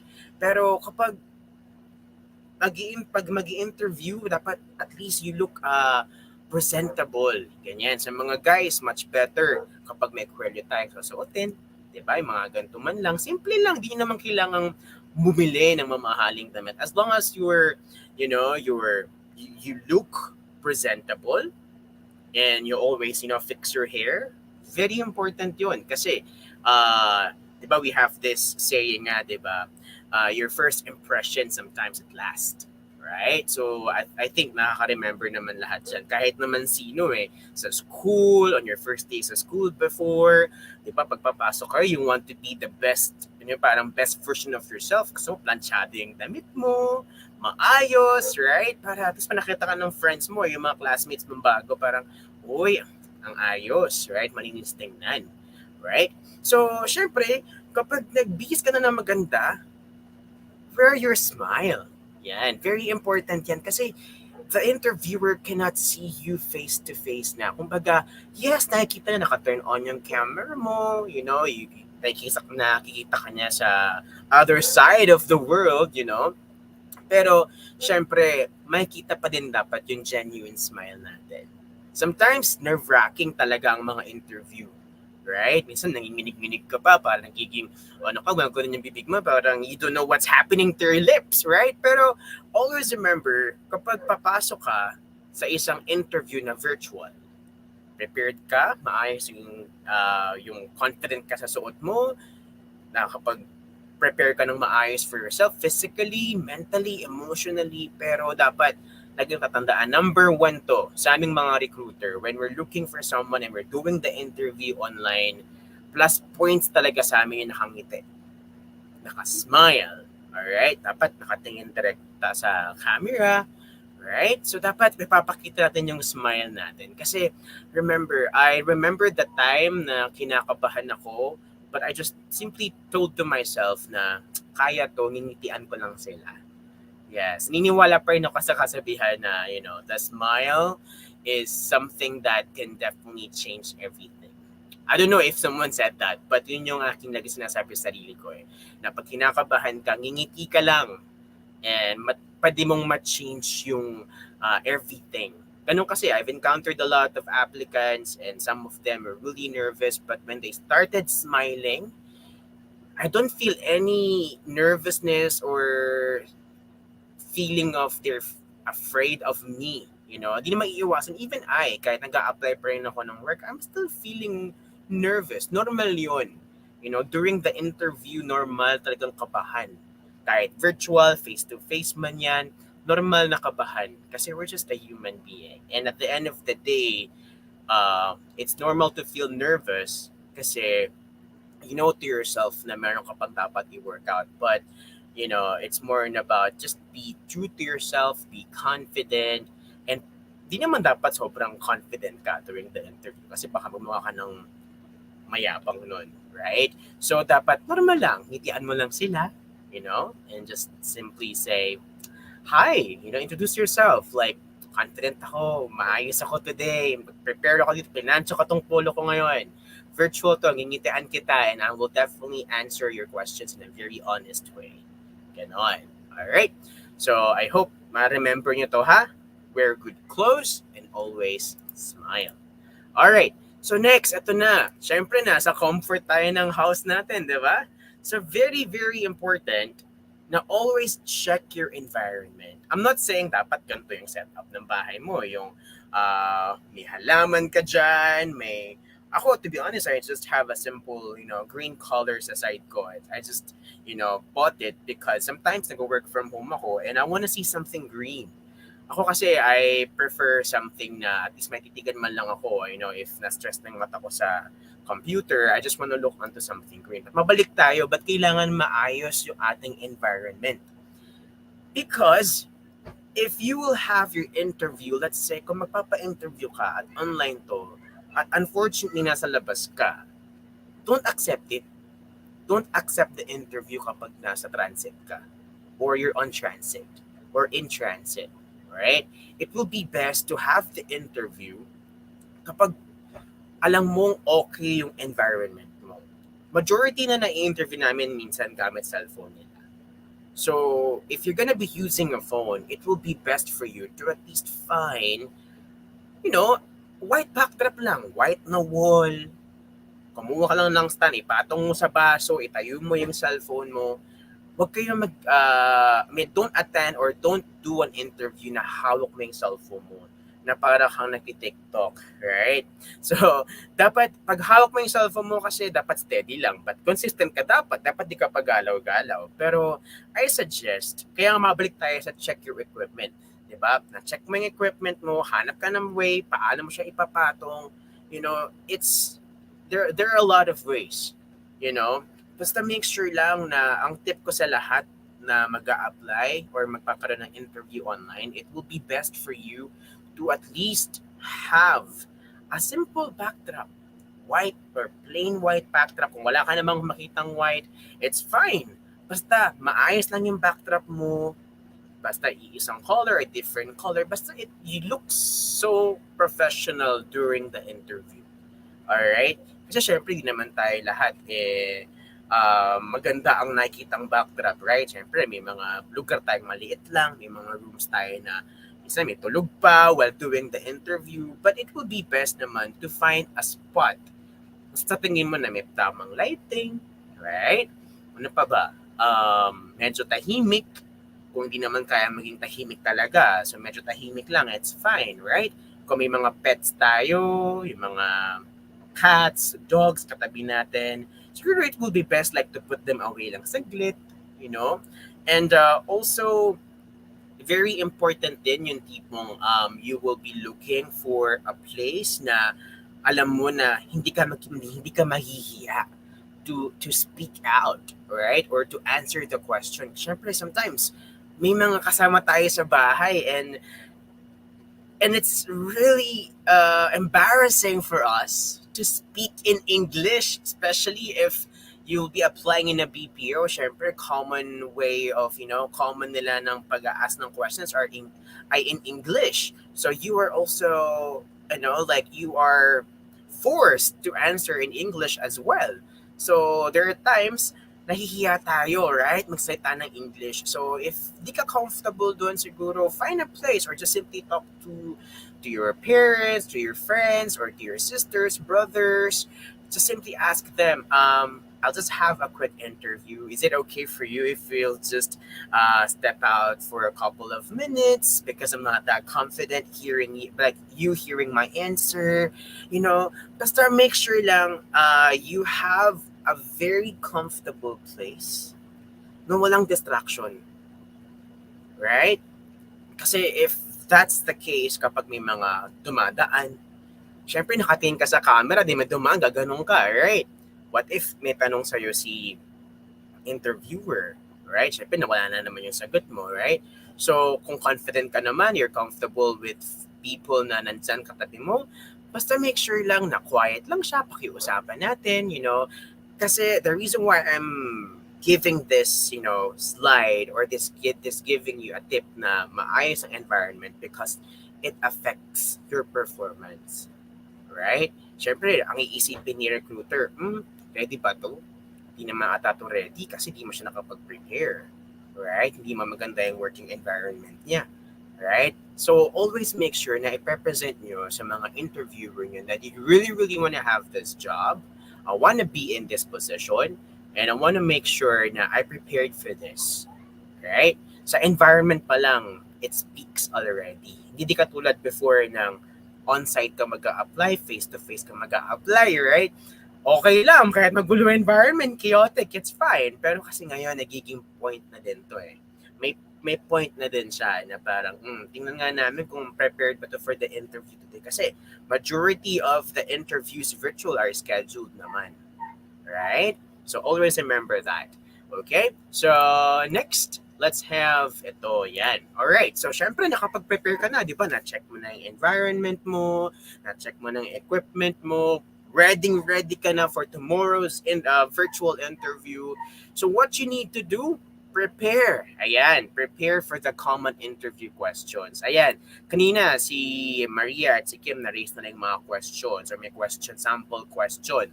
Right? Unang-una, expected salary. Ayan. So, syempre, hindi mawawala yan. And majority ng viewers natin today are fresh graduate. Right? So, during the time, kapag kayo ay, let's say, for example, natanong ni, let's say, ni recruiter, how much is your expected salary? So, kapag freshie ka, let's say, a fresh graduate, right? So, CJ, bakit ba tinatanong yung mga ganong question? What's the purpose of that? Alright? So, it's a frequently asked HR interview question so that you will come across during every job interview throughout your career. Paulit-ulit yan. Like, for example, you're gonna transfer to another opportunity, you will always hear this question. So, the reason why HR or we from HR ask these question or this question rather is to see if the company can afford to hire you. All right. Second, to check if you're aware of your self-value and value for work, of course. All right. So if that's the case, it will be best for you to simply, answer it in a very simple way. Let's say, patanong ka, you're a fresh graduate. How much is your expected salary? I think sample answer dyan. Sige, let's say, I'm a fresh graduate and I'm pretty much excited. How much can you offer with the talent that I can offer you? Yada, yada, yada. Right? Babalik ka lang dun. Right? So, syempre, baguhan ka diba? So, with that, you just need to make sure lang na you're honest enough to tell it to them. Alright? So, this is my expected salary. So, since I'm a fresh graduate and this is what I can offer based on what I've typed in or input or put on to my resume. So, let's see if I can just I just want to hear, let's say you can ask the HR, I just want to hear how much will you offer for this position, right? Huwag kayo mahiya magtanong, alright? Kasi karamihan na interview kong fresh graduate, kabang-kaba sa tanong na expected salary. You know na naman na syempre you've worked hard for this and as a fresh graduate naman talaga, ang goal mo is to gain experience. Right? Majority of you guys wanted to have an experience para at least in the future. Right? Makita mo na, okay, ito yung skills ko sa school after this opportunity. Pag nag-move on ako sa ibang company or nag-move ako sa ibang company, meron pa akong ibang experience na bago. Alright? So, next. Ano pa ba ang kailangan tandaan? Ano pa yung question? Ito na, kanina rinig ko na, strength and weaknesses. Ayan. So, focus tayo dun sa what are your weaknesses. Ayan, narinig ko na yan many times. So, ito yung mga tatandaan natin. If the question goes to, can you tell me your weakness? Kapag ganon, first, wag kakabahan ha. Be honest and choose your real weakness. Wag kayo mag-invento. Alright? Kasi dapat, as early as now, alam mo na kung ano yung mga weaknesses mo. Alright? Second, provide an example of how you've worked to improve upon your weakness and or let's say learn a new skill to combat that particular issue. Third, demonstrate self-awareness and ability to look to others to provide you with the resources necessary for growth. And of course, when you're answering that, pinaka last is don't be arrogant and don't underestimate yourself. Baka naman sobrang binaba mo naman yung sarili mo sa weakness mo, right? Huwag naman ganon. Di tayo aabot doon, alright? So as much as possible, dapat if the question goes like, tell me something about your weakness. Ayan. So, ako, ang like kong sinasabi dyan before when I was still, searching for a job, I'm so shy to speak in front of crowd. I mean, in front of a crowd. I am not good at speaking in front of many people kasi feeling ko kakainin ako ng buhay. But, here's my answer to that question. If I can still remember. I'm too shy speaking in front of a crowd. And because of that, I joined a group that can improve my fear of speaking in public. Yeah, legit yun. Kasi what I did, sa hindi alam ko hindi nyo alam for sure. But I was a stutterer. I often stutter a lot when I speak. I tend to speak fast. I tend to stutter. I tend to not to speak na lang because I'm afraid.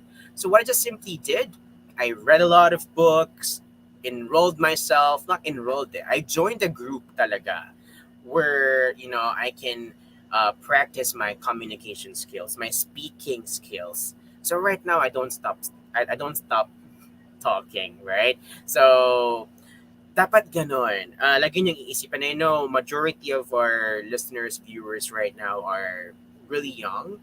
And kung mayroon kayong katulad ng fear ko, like sa tingin mo weakness mo yung pagsasalita in front of the crowd, use it as your advantage. Kasi you'll never know. Even I'll never know na makakapag-speak ako dito in front of so many people. Right? Kasi if I'll just linger to my weakness and did not even choose to improve it, most probably hanggang ngayon takot pa din ako, right? So mas magugustuhan ng recruiter yung mga ganon, yung tipong honest ka and in a way that you're looking for a way to improve that. All right? So last question, no? Umpisa na natin to, no? So it's like, why should we hire you? Ayan yung pangmalakasang tanong, right? Why should we hire you? Oh. All right. So it's more about you answering it in a very honest. Babalik ako ulit sa word na honest. Because I always believe that if during the interview, you're honest enough to whatever you will say, recruiter could feel it. Recruiters can definitely say, oh, honest tong batang to. Alam niya sinasabi niya. Because, tip lang, paulit-ulit lang yung mga tanong namin and we're just checking out your consistency. So, as a fresher or as a fresh graduate, siguro the best answer will be, I'm eager to adapt. Let's say, siyempre, simulan mo muna na I'm a fresh graduate and I'm eager to adapt and learn the new technology or system in this industry. And I will assure you that I'll be a good asset to the company because I'm a quick learner and I'll surely contribute to the company to increase the sales. For example, nagka-apply ka sa sales, yada yada, i-drop mo yung mga, kasi you know to yourself you know yourself.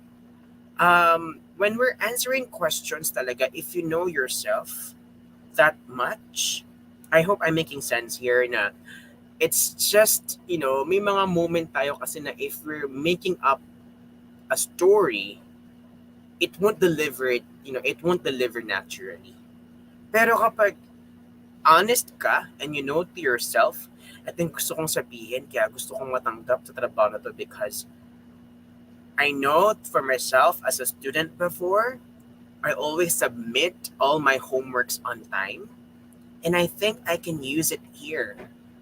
That in every project that you will give me, I can do it at the same time. I will make sure to submit all the projects given to me on time.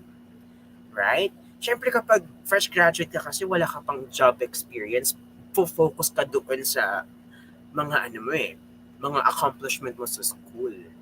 Right? So, yun lang. Basta, for you guys to answer these questions, just be honest and be true to yourself. All right? And don't be afraid to ask the recruiter then if you didn't understand the question. It won't deduct you or it won't give you a minus point. Kasi may mga questions sometimes na confusing then. So what you need to do, just verify, diba? You mean to say that yada yada yada. Oh yeah. Right? Wag kayong tatahimik lang. Right? Pero this is really important. When you're answering a question, take a pause. Huwag yung sagot agad. Right? Give your brain or yourself a time to think. Hindi naman to pabilis na sumagot eh. Right? So if the question is like, tell me something interesting about yourself. Right? Take a pause. 5 seconds. Oh, that's a really nice question. Alright? And very common to. Don't end your sentence ng that's it. Okay? Alam ko lahat sa inyo or majority of us also I'm guilty about that. When I was answering the question before, I always end my sentence that's it. Alright? Better to say that will be all, thank you. Or just simply end it by saying thank you. Alright? Very important yun. Kasi if we say that's it, meron lang tayong konting, syempre Filipinos tayo, right? So, it will be best to at least end it in a way na confident ka pa din. Na parang, okay, yada, yada, yada. Thank you so much for listening. That will be all. Right? Instead of saying that's it. Right? Kasi yung Tagalog parang yun lang. Yun na yun. Right? Okay. So, now, doon tayo sa last natin. Last na ba itong slide na to? Oo. Alright. So, let's have this one. Ayan. So, pinakamahalaga, don't forget to follow up. Ayan. Don't forget to follow up. Okay? So, after the discussion of the interview, yes, prepared ka. Ayan, natutuwa sa yung interview. Nakangiti, napauwaw mo kasi you're so good eh. So, what you need to do, after everything, mag-follow up ka. Huwag kayong magkasabi ng, wala pa akong tanong. Okay na po ako. Don't be afraid to ask. It's better to say, all right, I don't have any questions though. I just want to know, am I going to be receiving an email coming from you regarding about the result? Or is someone going to contact me right after this interview?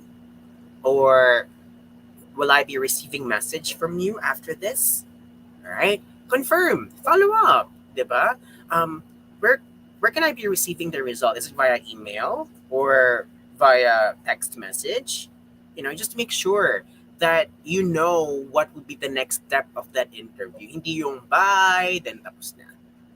Hindi mo na alam kung ano ng process, ano ng progress ng interview mo, right? Very, very important to follow up. Okay?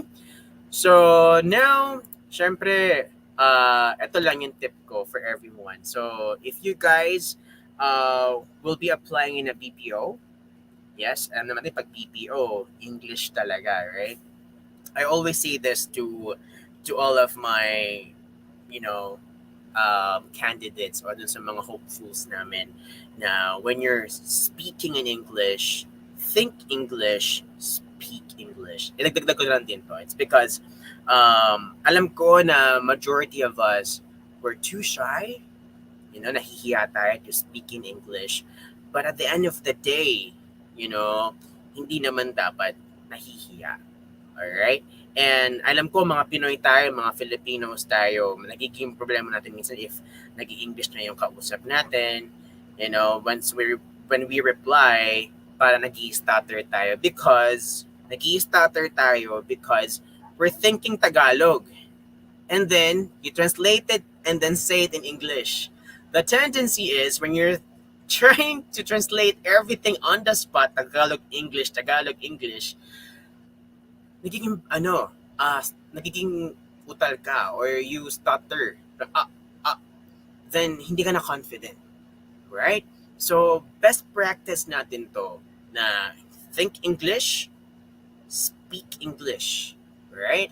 And before I end this, I just want to remind everybody na I was once like you, and it was not a difficult journey for me, to be where I'm right now. I'm still improving. I'm still learning a lot of things. I still have a lot of rooms to improve. I mean, I still have a lot of rooms for improvement, rather. So, best thing, you just need to believe in yourself. And, mahalagang may mga naniniwala sa atin around us. But at the end of the day, ikaw dapat ang naniniwala sa sarili mo. And don't be afraid, of making mistakes. Kapag hindi ka nakapasa dun sa first interview mo, it's fine. Shrug it off. Kasi may isa pang opportunity. And I hope that in every failure na experience mo, it won't stop you from, recovering and making do good pa sa next time. Yung word na fail, it's just like a word na failed ka na eh. Fail na yan, no. Fail stands for me, and I've heard it so many times. I always say this to my team. Fail stands for first attempt in learning. Tandaan natin yan. Yun yung sabihin, yun yung totoong meaning ng fail. First attempt in learning. Always remember that. So kapag nag-fail ka sa first try mo, it's fine. Because God will not close the door. But like, if God closes the door, diba, tatamayan natin yan, baka mabash tayo, no? So if God closes the door, He never forgets to open the window.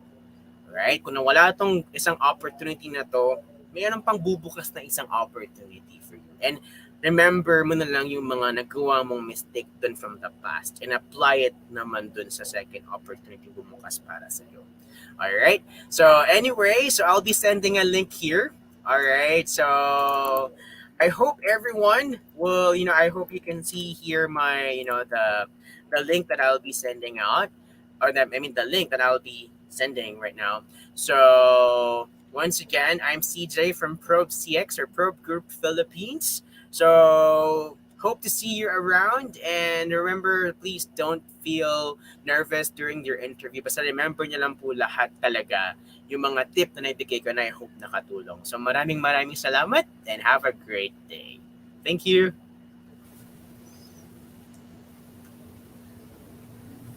Hi, Maria. Thank you so much, Sir CJ, for the tips on how to win a virtual interview. Hi, sir.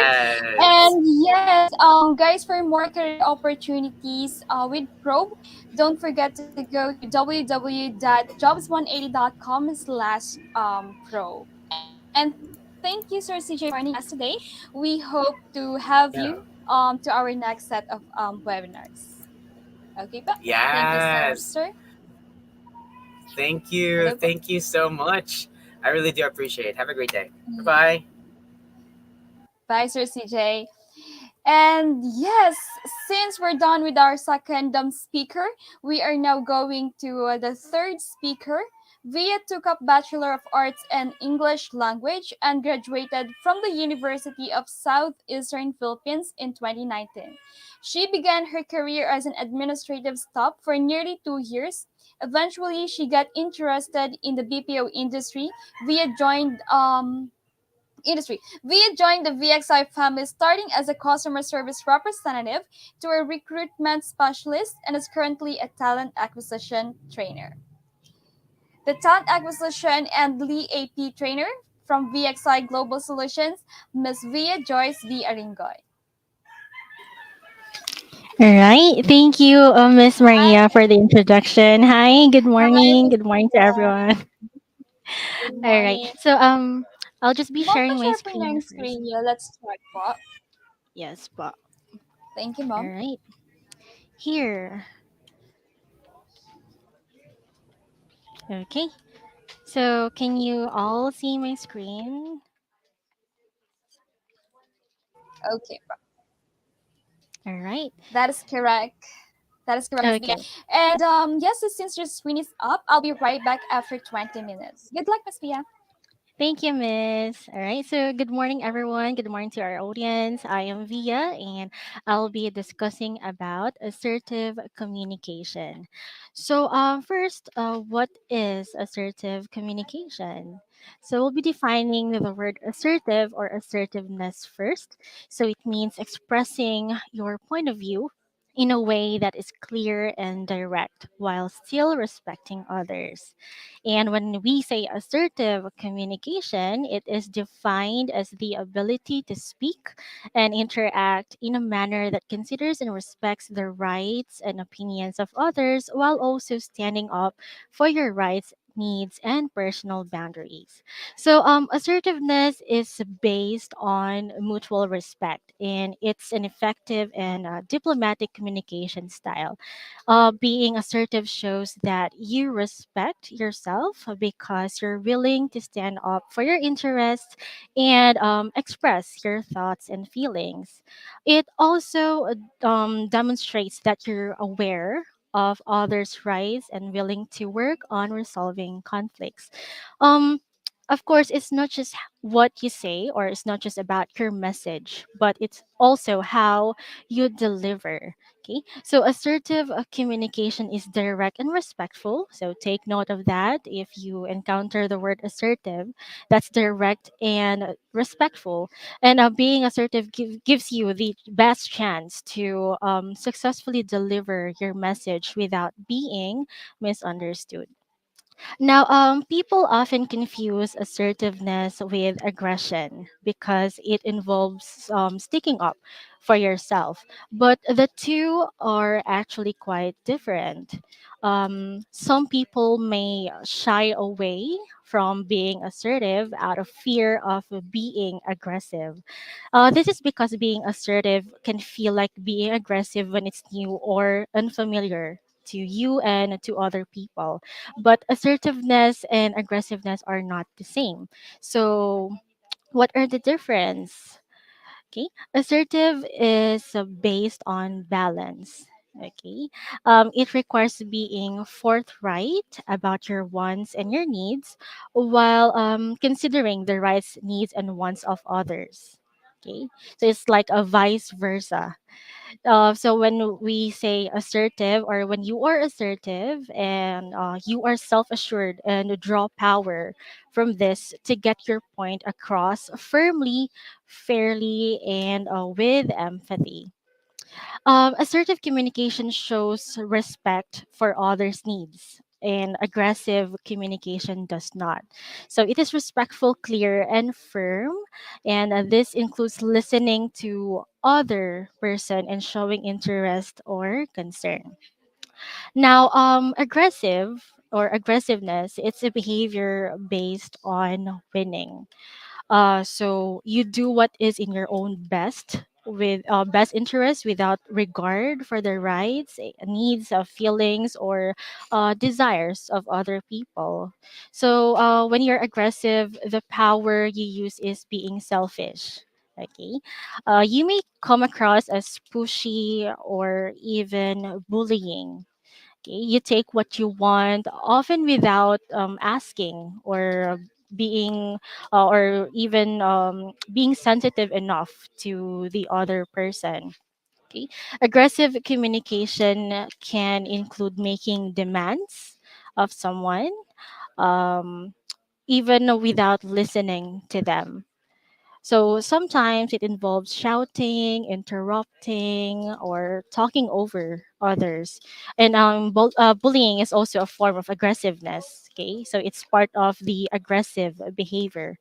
So because aggressive communication doesn't respect others' needs, so it usually hurts feelings and can damage relationships. So, for us to really understand the difference between assertive and aggressive communication, I will show some examples here.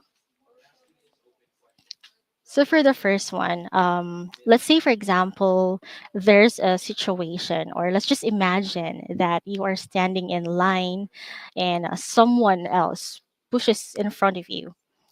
So, an aggressive response could be like this: Hey, what makes you so important that you don't have to wait in line like the rest of us?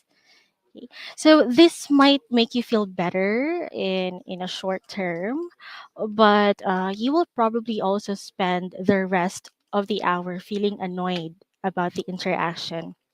Minsan nga kahit nakauwi ka na sa bahay, so parang nire-recall mo yung nangyari sa interaction na yun kasi you got annoyed. Okay, and it might also not just affect an hour of your day, but it can affect your the whole day.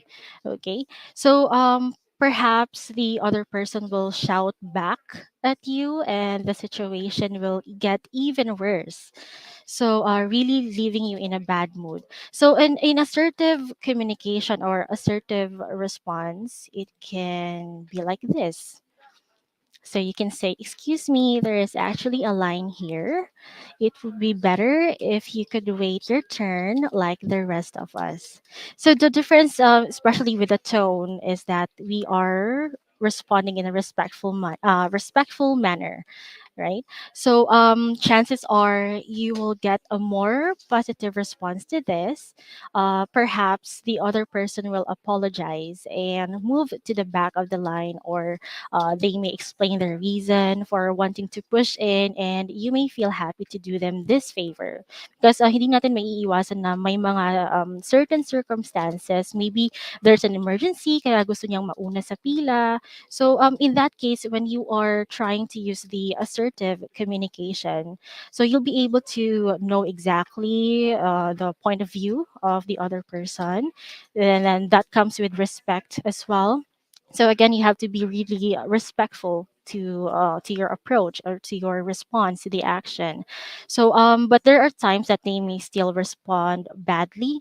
So your assertiveness does not guarantee others will not be aggressive, but at least, okay, at least you will feel good knowing that you did your best and use assertive communication. Okay, so for our next example here, you are always late. Okay, compared to assertive, you are 20 minutes late, and it is the third time this week. So for this one, a tip is to try to avoid exaggerating, okay, with words like always and never. Kasi yun sa example naman, hindi naman always kasi third time lang naman nangyari for the week. Okay? So it's really exaggerating. So that's one thing you need to avoid when you try to practice assertive communication. Next is you have done a bad job again. That's the aggressive communication. Compared to assertive, this report has important information missing. So we need to try to speak with facts rather than judgments. So hindi naman talaga bad job in total, okay, in general. May mga missing information lang naman pala. Okay, so we should avoid judgments. Okay, so try to speak with facts rather than judgments. Okay. Number four, for example, you're such a pig. Okay, that's very aggressive. Now, when we compare to assertive approach or communication, here, when you leave your dishes on the table, I feel frustrated because I don't like the mess, but don't want to clean it up for you. Okay. At least you're being honest to what you feel, to what you actually feel about the situation. Okay. So, hindi naman talaga lahat ng tao gustong sumunod sa mess ng iba, di ba? So, at least you're being honest and you really approach respectfully, and you use I statements. So, that is also one tip when you are trying to practice assertive communication. You use I. Okay. So, I feel frustrated. Okay. So as much as possible, try to use I statements to tell other person how you feel rather than be accusing. Okay. So it's not always easy to become more assertive, but it is possible. Okay. So if your disposition or workplace tends to be more passive or aggressive than assertive, then it's a good idea to work on the following areas to help you get the balance right. So here are the few things on how to be assertive. Okay. First is to value yourself and your rights. Okay. So to be more assertive, you need to gain a good understanding of yourself.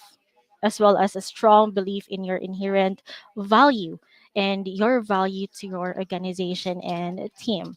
Okay. So this self belief is the basis of self confidence and assertive behavior. It will help you to recognize that you deserve to be treated with dignity and respect. Okay. Give you also the confidence to stick up for your rights and protect your boundaries. Okay. Also, it can, you can remain true to yourself, your wants, and your needs. Okay. If you value yourself and your rights. Okay. Next one is to voice your needs and wants confidently. If you are going to perform to your full potential, then you need to make sure that your priorities or your needs and wants are met. Okay. You don't wait for someone else to recognize what you need. You might wait forever. Okay, if you're just there, waiting.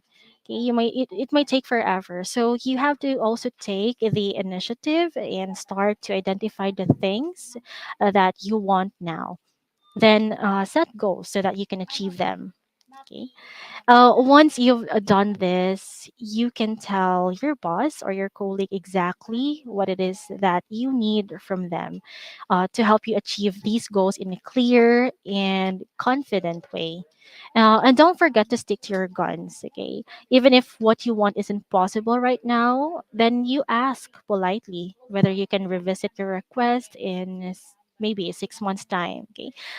Find ways to make requests that avoid sacrificing others' needs. Remember, you want people to help you, and asking for things in an overly aggressive or pushy way is likely to put them off doing this and may even damage your relationship. So, one great example here is in a work environment. So, of course, holiday season is coming. So, we are slowly trying to figure out if we can take our leave credits. Okay. And then, let's say, for example, you filed the leave a month before the date that you want to.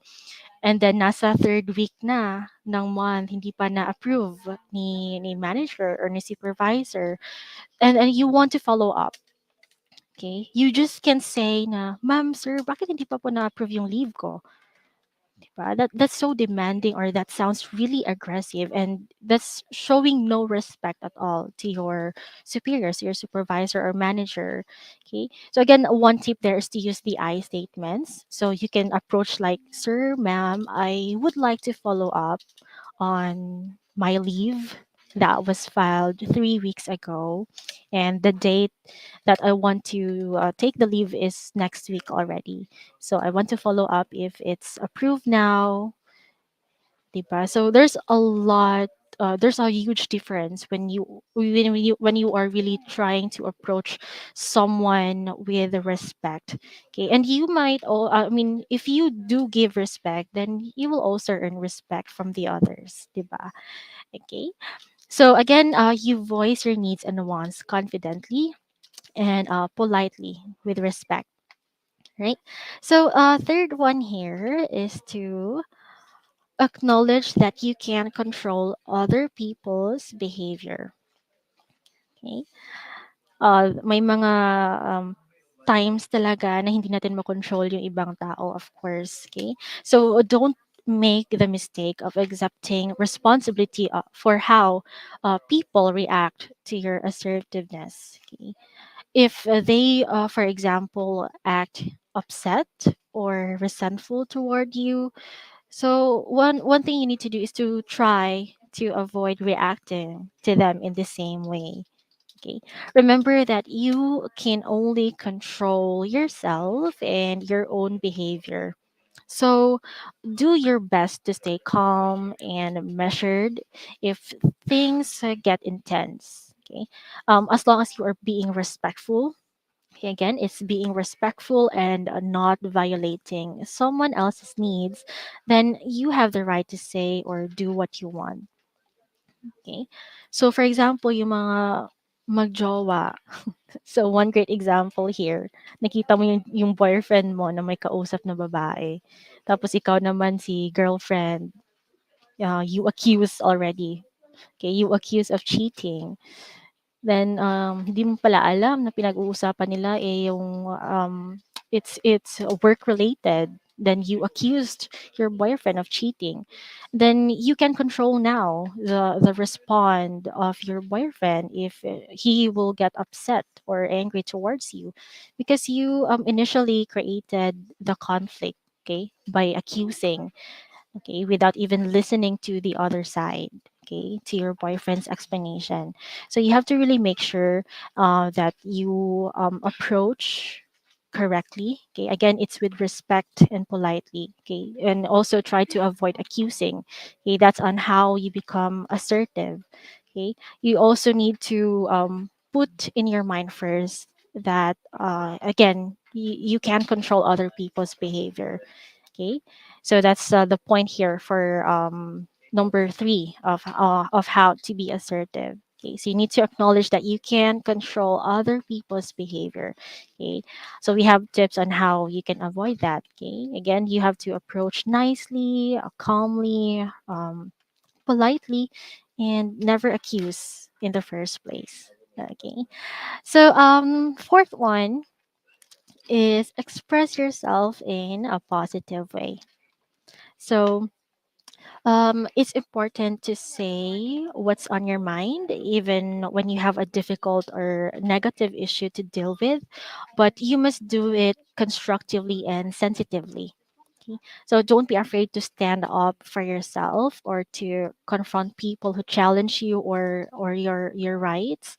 Okay? You can even allow yourself to be angry, but remember to control your emotions and to stay respectful at all times. Okay. Um, I can also relate this to my job right now as a trainer. So, there are times that my trainees are having this kind of attitude that would make me upset. Okay, but I try to be. I mean, I'll try to use positive scripting if I wanted to call their attention regards to their behavior in our training, so that no one will get offended. Okay, that's positive scripting. So I need to calmly and politely ask on what do they need to change with regards to their behavior since they are in a training. So I have to really avoid negative scripting when calling out my trainees' attention. Okay. So next to that is to be open to criticism and compliments.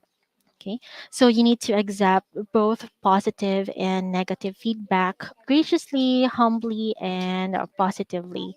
Okay, if you don't agree with criticism that you receive, then you need to be prepared to say so, but without getting defensive or angry. Okay, so just like my job now, as a lead trainer, that's learning advancement program trainer, I do train applicants from VXI who failed their initial interview. So our training is targeting their communication skills. So we are targeting on how they can improve their communication skills.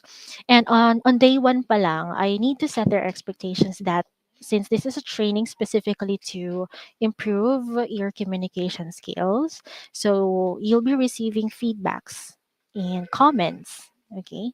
And I would also set their expectation that it's normal in a training because you are here to improve yourself. Okay. So I'm here to teach. I'm here to give you my feedback. I'm here to suggest on what you can improve or what you need to practice so that you can improve your communication skills. Kasi hindi natin makokontrol yung mga taong madaling ma-offend. Okay. So that's the point. There are people who get offended easily. Okay, they are not open to feedbacks and criticisms.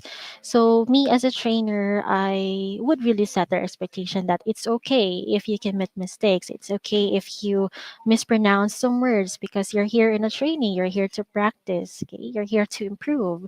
So with that, setting their expectations, it will avoid conflict. or it will avoid tenseful situations during our training. So for them, since it's clear already from day one that they will be getting a lot of feedbacks from me, comments. At least they know that it's normal and it's okay, and it's a it's a safe learning environment for them to improve their communication skills. Right. So again, let's be open to criticism and compliments. Next is learn to say no.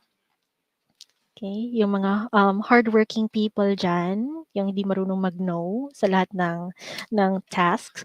Okay, you need to learn to say no.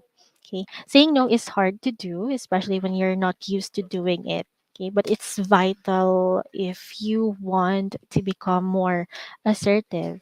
Okay, knowing your own limits and how you work, or how much work you are able to take on will help you to manage your tasks more effectively, and to pinpoint any areas of your job that make you feel as though you're being taken advantage of.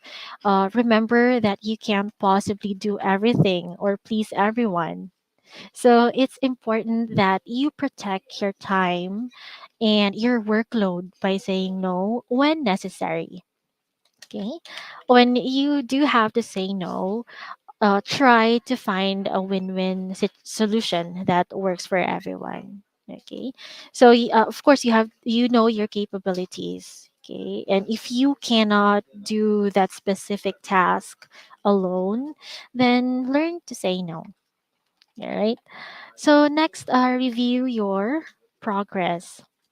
Okay. Every time that you try out your assertiveness, spend a couple of minutes afterward asking yourself, how did I handle that? Mhm. What did I do well? Or what might I do differently next time? Okay.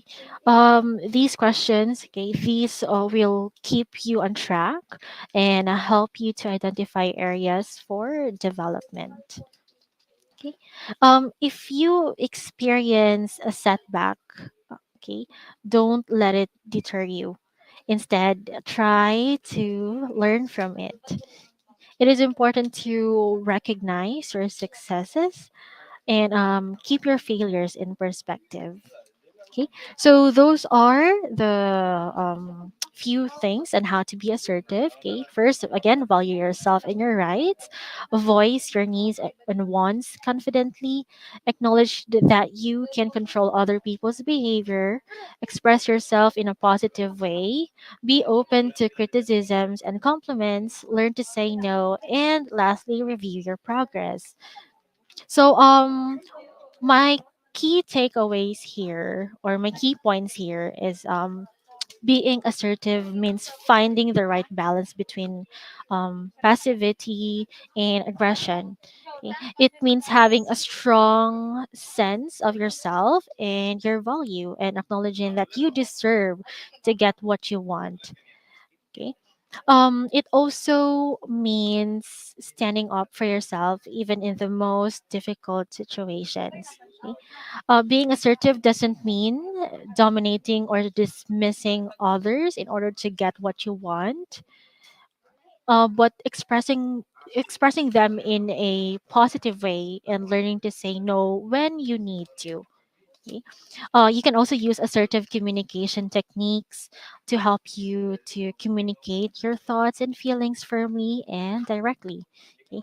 It likely won't happen overnight. Okay. But by practicing these techniques regularly, you will slowly build up.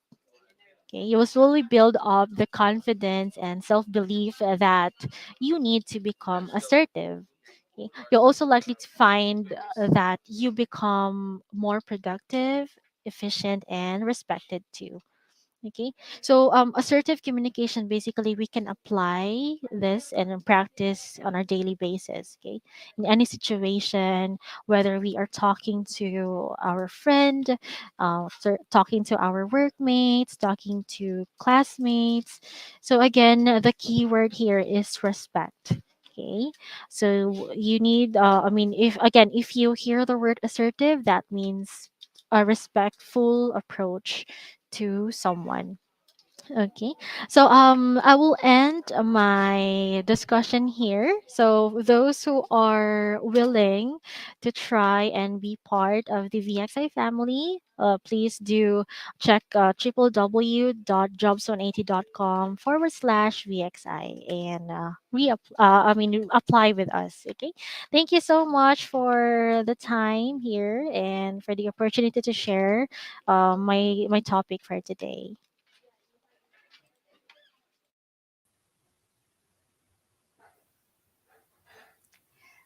Thank you so much, Miss Via, for your tips on how to be assertive. And again, we do apologize about the Q&A portion. So for those students who still have question, please send us your question or email us at info@jobs180.com. Okay, and thank you, Miss Via, for joining us today, and looking Thank forward you. to have you again in the future events. Okay. Well, Sureness. Thank you, and ma'am. yes, so for more, thank you, Miss Via. So for more career opportunities with VXI, please visit www.jobs180.com/VXI. All right, we are now down with our last guest speakers. I hope you guys are learning. Let me introduce to you the last speaker. Miss Joanne Joseph Ramos is a graduate of Bachelor Science in Nursing at CEU, and she finished her postgraduate program with a degree of Master of Arts in Nursing in PLP. Currently, Ms. Ramos serves as a clinical shift manager of the Nursing and Patient Care Services Nursing Support Group of Makati Medical Center, and she continues her advocacy and contributing to improving nursing practices and empowerment of staff. The shift manager nursing support services from Makati Medical Center, Miss Joanne Ramos.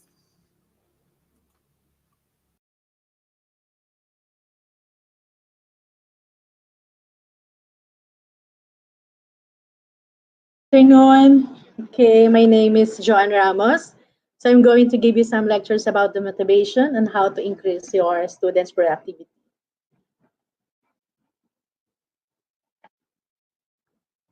Okay, in here you can see our group, the Metro Pacific hospitals, consisting of 16 hospitals. Some of us are Cardinal Santos Medical Center, Makati Medical Center, the Asian Hospital. We also have 6 cancer care centers and also 5 primary care centers. So big group talaga ang Metro Pacific. So next slide. Here, I'm a part of Makati Medical Center from Nursing and Patient Care Services, where motivation and productivity matters. When you are dealing with lives, you must be motivated so that negativity will not overcome your whole personality.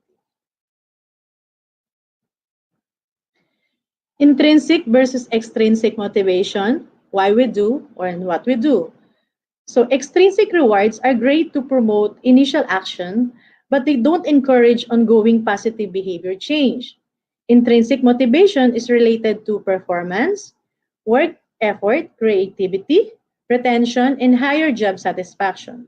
Here's what we learned.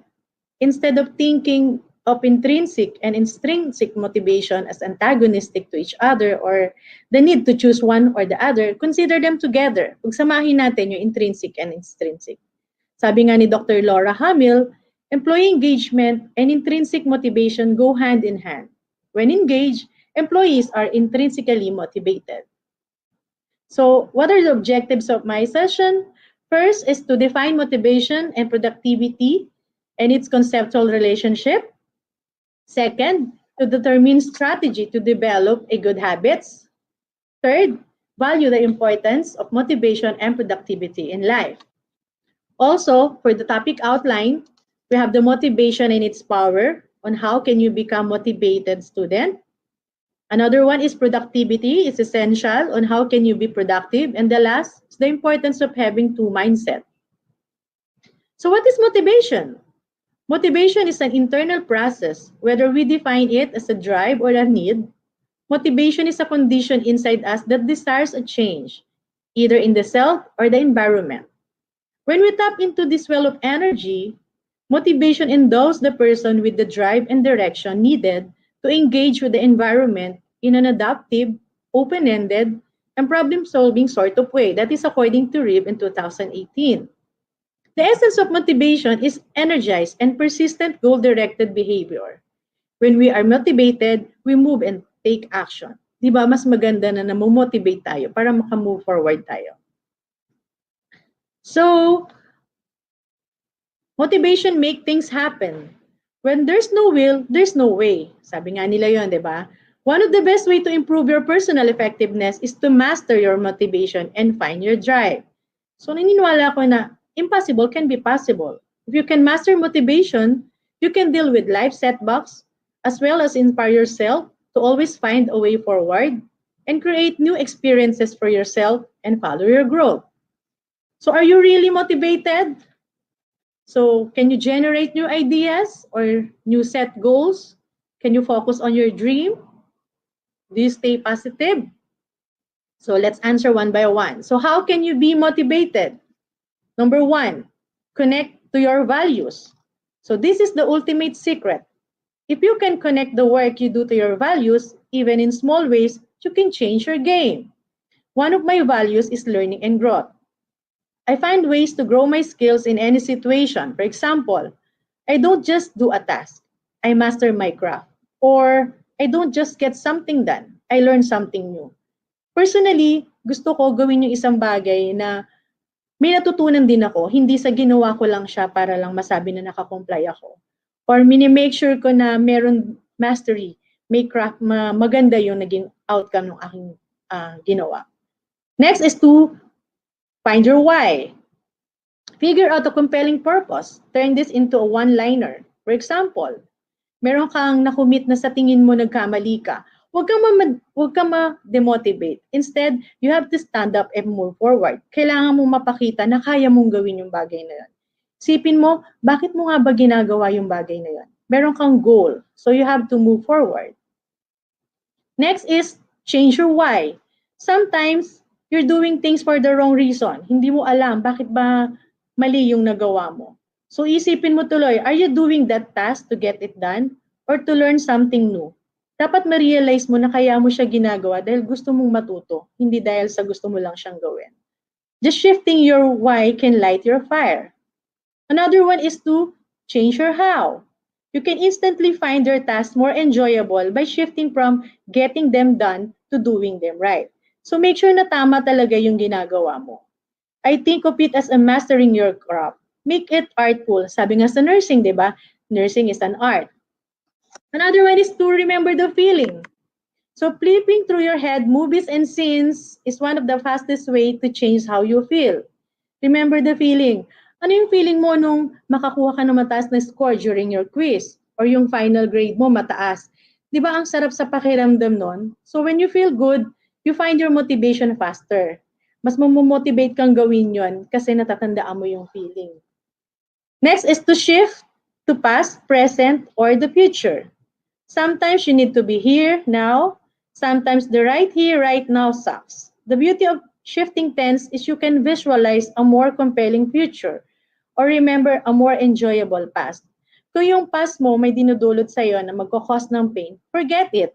Dito ka ngayon mag-shift ka sa present na mas nakikita mo na nag-e-enjoy ka sa ginagawa mo. So you'll improve your temporal skills with practice. Okay. So what more? Okay, you find a meaningful metaphor. So find a metaphor that fuels you. Kailangan mong makakita ng metaphor. Like for example, an happiness, di ba? I'm feeling up or I'm walking up in air. For you na ma-encourage ka at maging motivate ka na gawin yung mga dapat mong gawin. Na make sure mo din na nakakonekta yan sa iyong values. Another one is to take action. Here's a secret that once you know it, it can change your life. Action often comes before motivation. You simply start doing an activity and then your motivation kicks in. So hindi mo napapansin habang nag-start ka, ginaganahan ka na, hanggang unti-unti, nag-excel yung performance mo. Sabi nga ng isang brand ng sapatos, just do it, di ba? For example, I don't always look forward to my workout. Pero once na ni-start mo na yun na, dire-diretso mo na siyang gagawin hanggang sa matapos mo na yung project mo na yun. Or you also have to link it to good feelings. You find a way to link to good feelings. For example, play your favorite song. So habang may ginagawa ka, patugtugin mo yung paborito mong song para mas ganahan ka na gawin yon. So it has to be a song that makes you feel so great that it overshadows the pain of the task. So kahit alam mong mahirap yung ginagawa mo, mapapadali mo yan kasi maganda yung background mo, maganda yung naririnig mo, at maganda rin yung feelings mo. So a similar approach is to find your theme song. So hanapin mo na lang yung theme song mo, patugtugin mo para mas lalo kang ma-motivate. Then another one is to impress yourself first. So this is how people like Peter Jackson or James Cameron or Stephanie Meyer inspire themselves. They make the movies or write the books that impress themselves first. They connect their passion to the work and they don't depend on other people setting the bar. The internal bar becomes their drive. Huwag mo masyadong i-please yung tao. Kailangan mas ma-please mo, mas ma-impress mo muna yung sarili mo kasi it follows. Pag na-impress mo yung sarili mo, definitely the others will be impressed too. Another one is to choose to. Yeah. If you tell yourself, oh, you have to do this, o kaya you must do that, o kaya you should do this. So sometimes nag-weaken lalo yun ang motivation mo. So the power of choice and simply reframing your language to choose to can be incredibly empowering and exactly the motivating language you need to hear. Kailangan mo piliin yung words mo carefully para mag-work yun for you. Also, you have to pair up. This is one of my favorite ways to make something fun. Malay mo, yung hindi mo kayang gawin, kaya palang gawin ng partner mo or mas nag-excel pala siya. Kasi pwedeng yun painful sa'yo, sa kanila, pleasure yon. So kailangan mo maki-pair up sa somebody who complements your skill or sa isang tao na matutulungan ka at mami-mentor ka na magawa mo yung mga dapat mong gawin. Another one also is to change your questions. So sometimes, you need to change your focus. Paano ba palitan yung focus mo? To change the focus, you have to change the question. If you ask yourself, ano nga bang mali dito sa ginagawa ko? Of course, marami kang makikita na pwede mong i-complain. So dapat ang tanong mo sa sarili mo, ano ba yung tama sa ginagawa ko? So para mas madali kang makaisip ng mga positive na dapat mong gawin and you have to move forward. Another one is to fix time for eating, sleeping, and working out. Sometimes, your body or emotions are working against you because you're not giving them a break or fueling them the right way. Sino ba naman taong mamomotivate na gawin ng isang bagay kung sa tingin mo gutom siya, or puyat siya, or pagod siya? So one simple way to improve results here is to find a routine. Kailangan mo mag-set ng routine. Kailan yung eating time mo, kailan yung sleeping time mo, and moving or working out na makakasuporta sa'yo. And for the last, you have to play to your strengths. So spending too much time in your weaknesses wears you down. So wag kang mag-spend ng time more on weaknesses. Rather, you should spend more time in your strengths that helps you renew your energy and find your flow. Strengths are the place where you can grow your best, find the things that you can do all day that you really enjoy, and find excuses throughout the day. Success builds on itself, and this will help you build your momentum. So productivity. What do you mean by productivity? It is the state of being efficient. As a student like you guys, there are a lot of activities aside academic work which cannot be overemphasized. Most students have a lot to do, but the problem of not being able to coordinate and manage time reduces the rate of efficiency, hence leading to complaints and 11th hours. Well, there is a magic that will definitely work for you, friend.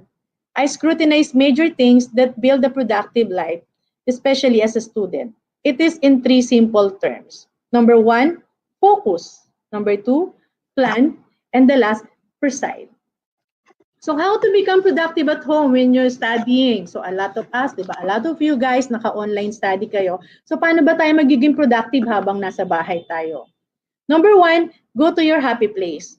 Hanap ka ng pinaka most conducive part ng bahay mo. Pwedeng sa living room, pwedeng sa kitchen, sa terrace, or sa backyard nyo. So as much as possible, iwasan lang natin ang bedroom. Kasi sabi nga kanina, baka kasi akitin ka ng bed mo na mahiga at hindi mo na magawa yung dapat mong gawin. Pero kung sa tingin mo, komportable ka naman sa loob ng yung bedroom, you can do so. So sabi nga sa research, pwede ka rin makinig sa music because listening to music or background noise when studying can increase productivity and enhance creativity. So na-improve mo yung focus mo pag maganda yung background music mo. Experiment with which noise best to start your creative juices. Ano yung bagay na pwede makapag-concentrate sa'yo habang nagbabasa ka or habang nagsusulat ka ng iyong assignment. Another one is to make your laundry work for you. Sorry for that. So if you're like me, yung mga trabahong bahay, kasi hindi natin mabilis magawa yan. So sometimes, niisip ko na lang na kaya ko siyang gawin. So minsan mas maganda pa nga na maglinis na lang tayo ng aparador ng damitan natin kaysa magsulat tayo ng mga assignment na pinapagawa sa atin sa online, right? So ganito na lang gawin mo. Pwede ka rin naman mag-example na isabay mo yung assignment mo sa paggawa mo ng trabahong bahay. Kunwari, maglalaba ka. Pwede kang mag-start, ilagay mo yung mga labahin mo dun sa washing machine at gagamitin mo siya na parang work timer mo. So once na nag-start, ikot ang washing machine mo, pwede ka na mag-start gumawa ng assignment mo. And then, in between that, kapag ka natapos na yung timer na yun, pwede ka rin mag-pause for a while and then mag-switch ka ng loads at start mo ulit yung timer mo. And then you'll never know at the end of it, tapos na yung household chores mo, tapos na din yung trabaho mo. Change clothes. Okay. So as an online student, you're probably watching the lecture on your computer. Yung iba sa tablet, yung iba sa cellphone or sa iPad. Kadalasan ganun yung nangyayari. So wag mong isipin yung convenience na pwede mo namang i-rewind or i-replay mo na lang mamaya yung diniscuss ng teacher mo online. So hindi ka ngayon nagtitake notes. So imposible. Kailangan mo talagang mag-take notes, mag-focus ka sa lecture na binibigay ng lecturer, and makinig ka doon maigi sa mga sinasabi niya. Pwede kong kumuha ng key points or keywords na yun ang pwede mong i-jot down sa papel. I-note mo yung keywords na yun na pag nabasa mo yun, mariremember mo kung ano yung sinabi ng professor mo about it. Hindi mo naman kinakailangan na isulat lahat ng sinasabi o lahat ng nakasulat sa PowerPoint na binibigay ng professor nyo. All you have to do is get the key points and then i-analyze mo lang yun at maintindihan mo na ulit yung topic na binigay ng teacher mo.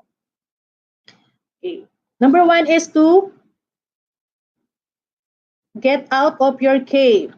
So one of the most important things to studying at home for your online courses is making sure that you get enough social time. So kadalasan lahat tayo nasa bahay lang because of the pandemic, right? So most of the time, nakikipag-usap ka na lang or nandun ka lang kasama ng mga family members mo.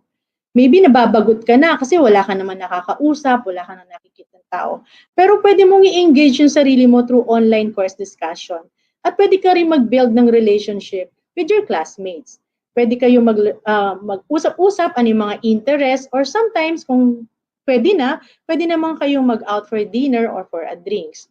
So minsan, kailangan mo din kausapin yung mga family members mo throughout the day at huwag ka masyadong mag-stuck lang sa isang place lang ng house mo.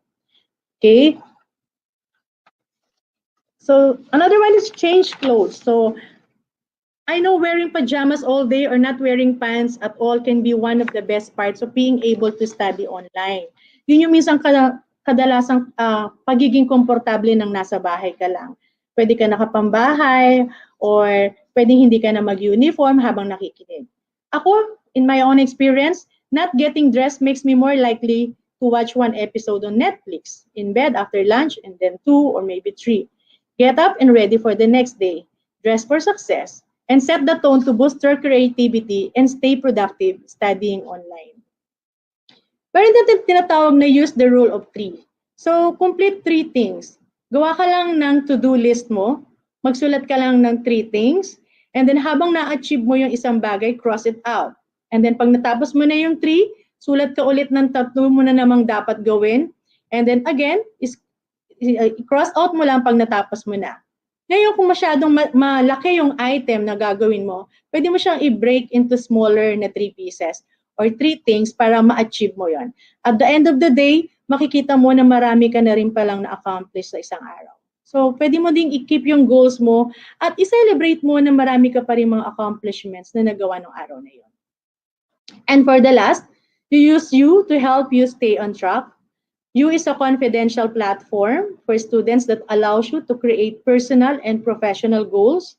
This is your confidential space to own your well-being, from mental and physical health to friendship and finding balance. It's all here. Keep on track. Stay healthy and succeed in your online education. So how to be productive every day? First, you always have a plan. Kailangan may plan ka. Hindi kasi pwedeng wala kang plan. Ano yung gusto mong i-achieve or ano yung goal mo? So you should always have a plan. And then, you put pressure on yourself. Kailangan sabihin mo yung sarili mo na kailangan kong matapos tong plan na to. Kailangan kong ma-meet yung goal na to. Pwede ring mag-set ka ng timer na dapat within 2 hours, within 8 hours, within a day. Depende sa plan or depende sa goal na gusto mong achieve. Next is to look after yourself. Kailangan mo din i-check yung sarili mo from time to time kung ano na yung nagagawa mo or nararating mo based on your plan. Tignan mo din based on your time kung by this time nakaka-half ka na nung plan mo or kung may assignment ka, by this time ba dapat almost finished na siya. You have to check your time from time to time. You have to check yourself from time to time. Optimize your workplace. So sabi nga kanina, di ba, you find a place saan ka komportable magtrabaho.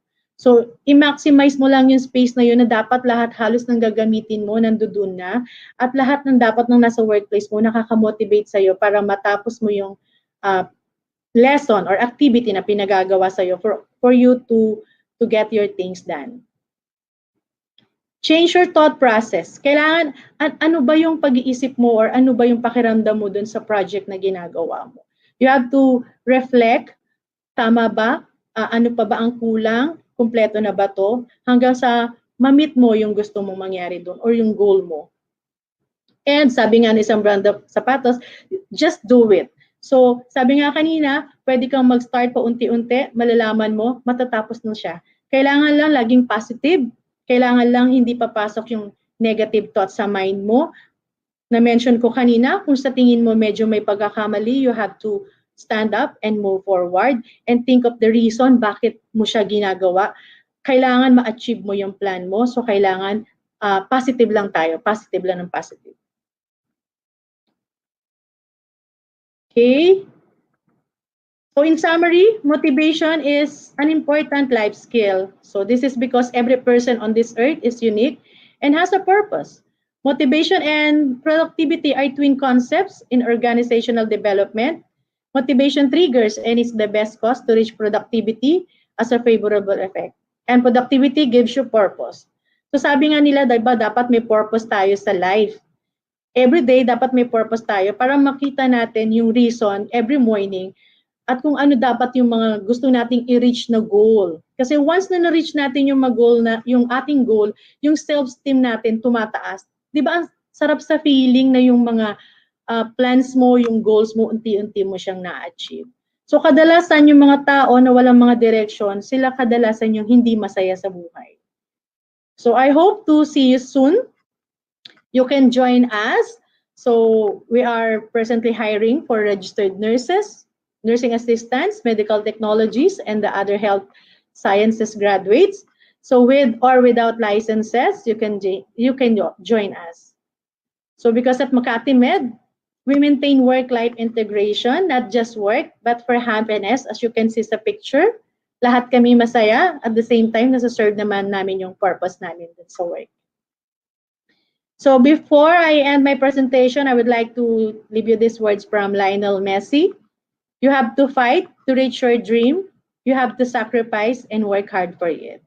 So with that, thank you for listening, and I hope you've learned something from me.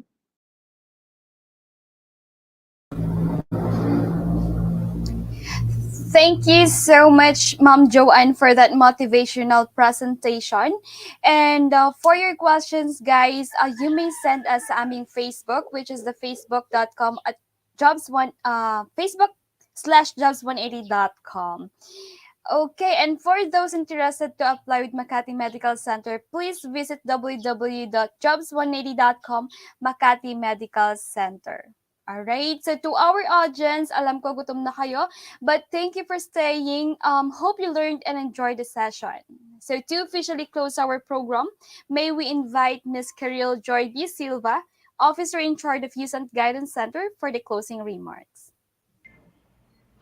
Good morning, everyone. First of all, I would like to express my gratitude to the Jobs 180 team.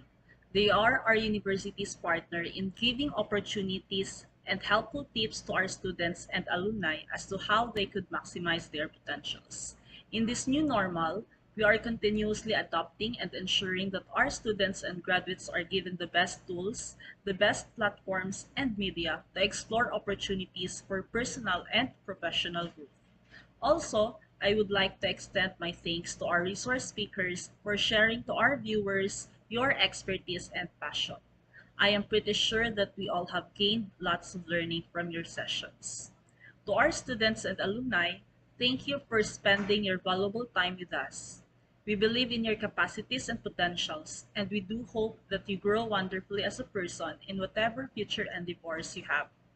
This event will not be successful without everyone's combined efforts to organize and participate.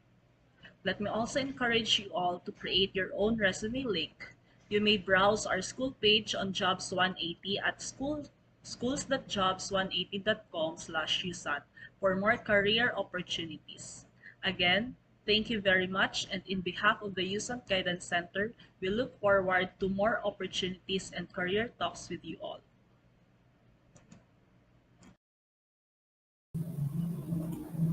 There you have it, guys. We are done with the talk proper and successfully tackled all the topics assigned for today's session. So please do note that the evaluation will serve as your attendance for today's session. Let us know as well if the evaluation link is working.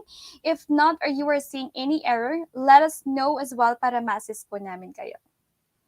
So we would like to thank each one of you guys for staying all throughout the event, and we hope that the webinar helps you be prepared in the world of work. We would like to thank USANT for collaborating with Jobs 180, and we would like to thank also for the following sponsors for being our corporate sponsors for this event. You may check out their page for career opportunities. Just visit www.jobs180.com. And please watch out for the next set of webinars we are going to host for. And please check our Facebook page for the topics that we will be discussed. And you are welcome to join in on those sessions too. Since the program has finally concluded, this is your host Maria Zelaya Wandam, and we will see you soon. And have a great morning. Ingat! Thank you so much.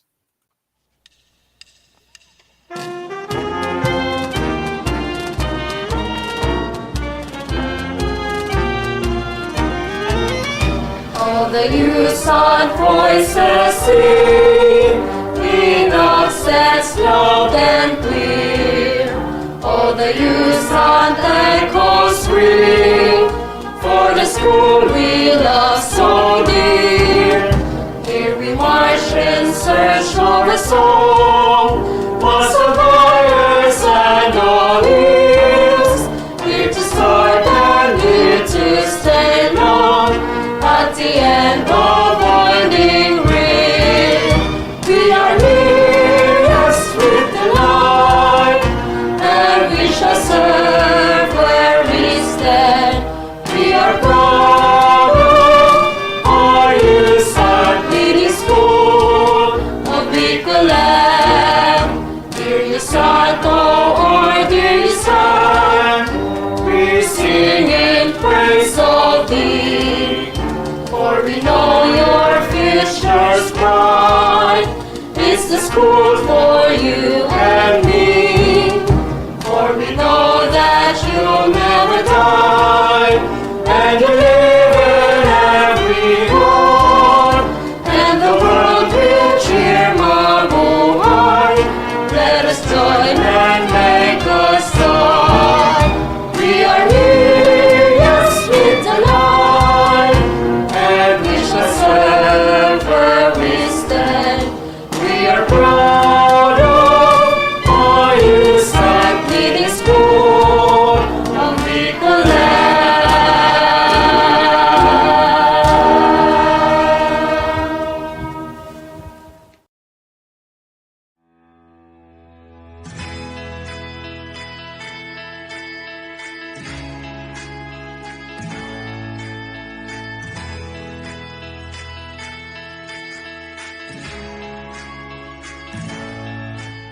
Jollibee Foods Corporation is one of the largest and fastest growing Asian restaurant companies in the world. Home to formidable brands with Jollibee at the helm. It operates over 5,800 stores spanning 35 countries across Asia, North America, and Europe. From its humble ice cream house beginnings to becoming a dominant industry leader, JFC's business model has sustained profitable growth for 4 decades, evidenced by its steadily increasing net sales, profit, and stock market performance.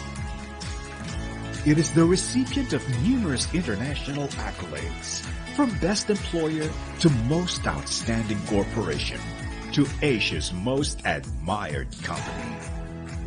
JFC continuously gives back to the communities it operates in through the Jollibee Group Foundation. Its core programs are centered on food security, alleviating hunger so children can continue their schooling, and connecting small farmers to sell their produce to large institutions to uplift their livelihood. Through consistent taste superiority, outstanding value for money, and the highest quality of food, service, and cleanliness, coupled with the talent and commitment of its world-class organization expanding across the globe, JFC delivers on its mission to bring the joy of eating to everyone. Taking it closer to its vision of becoming one of the top 5 restaurant companies in the world. This is Jollibee Foods Corporation.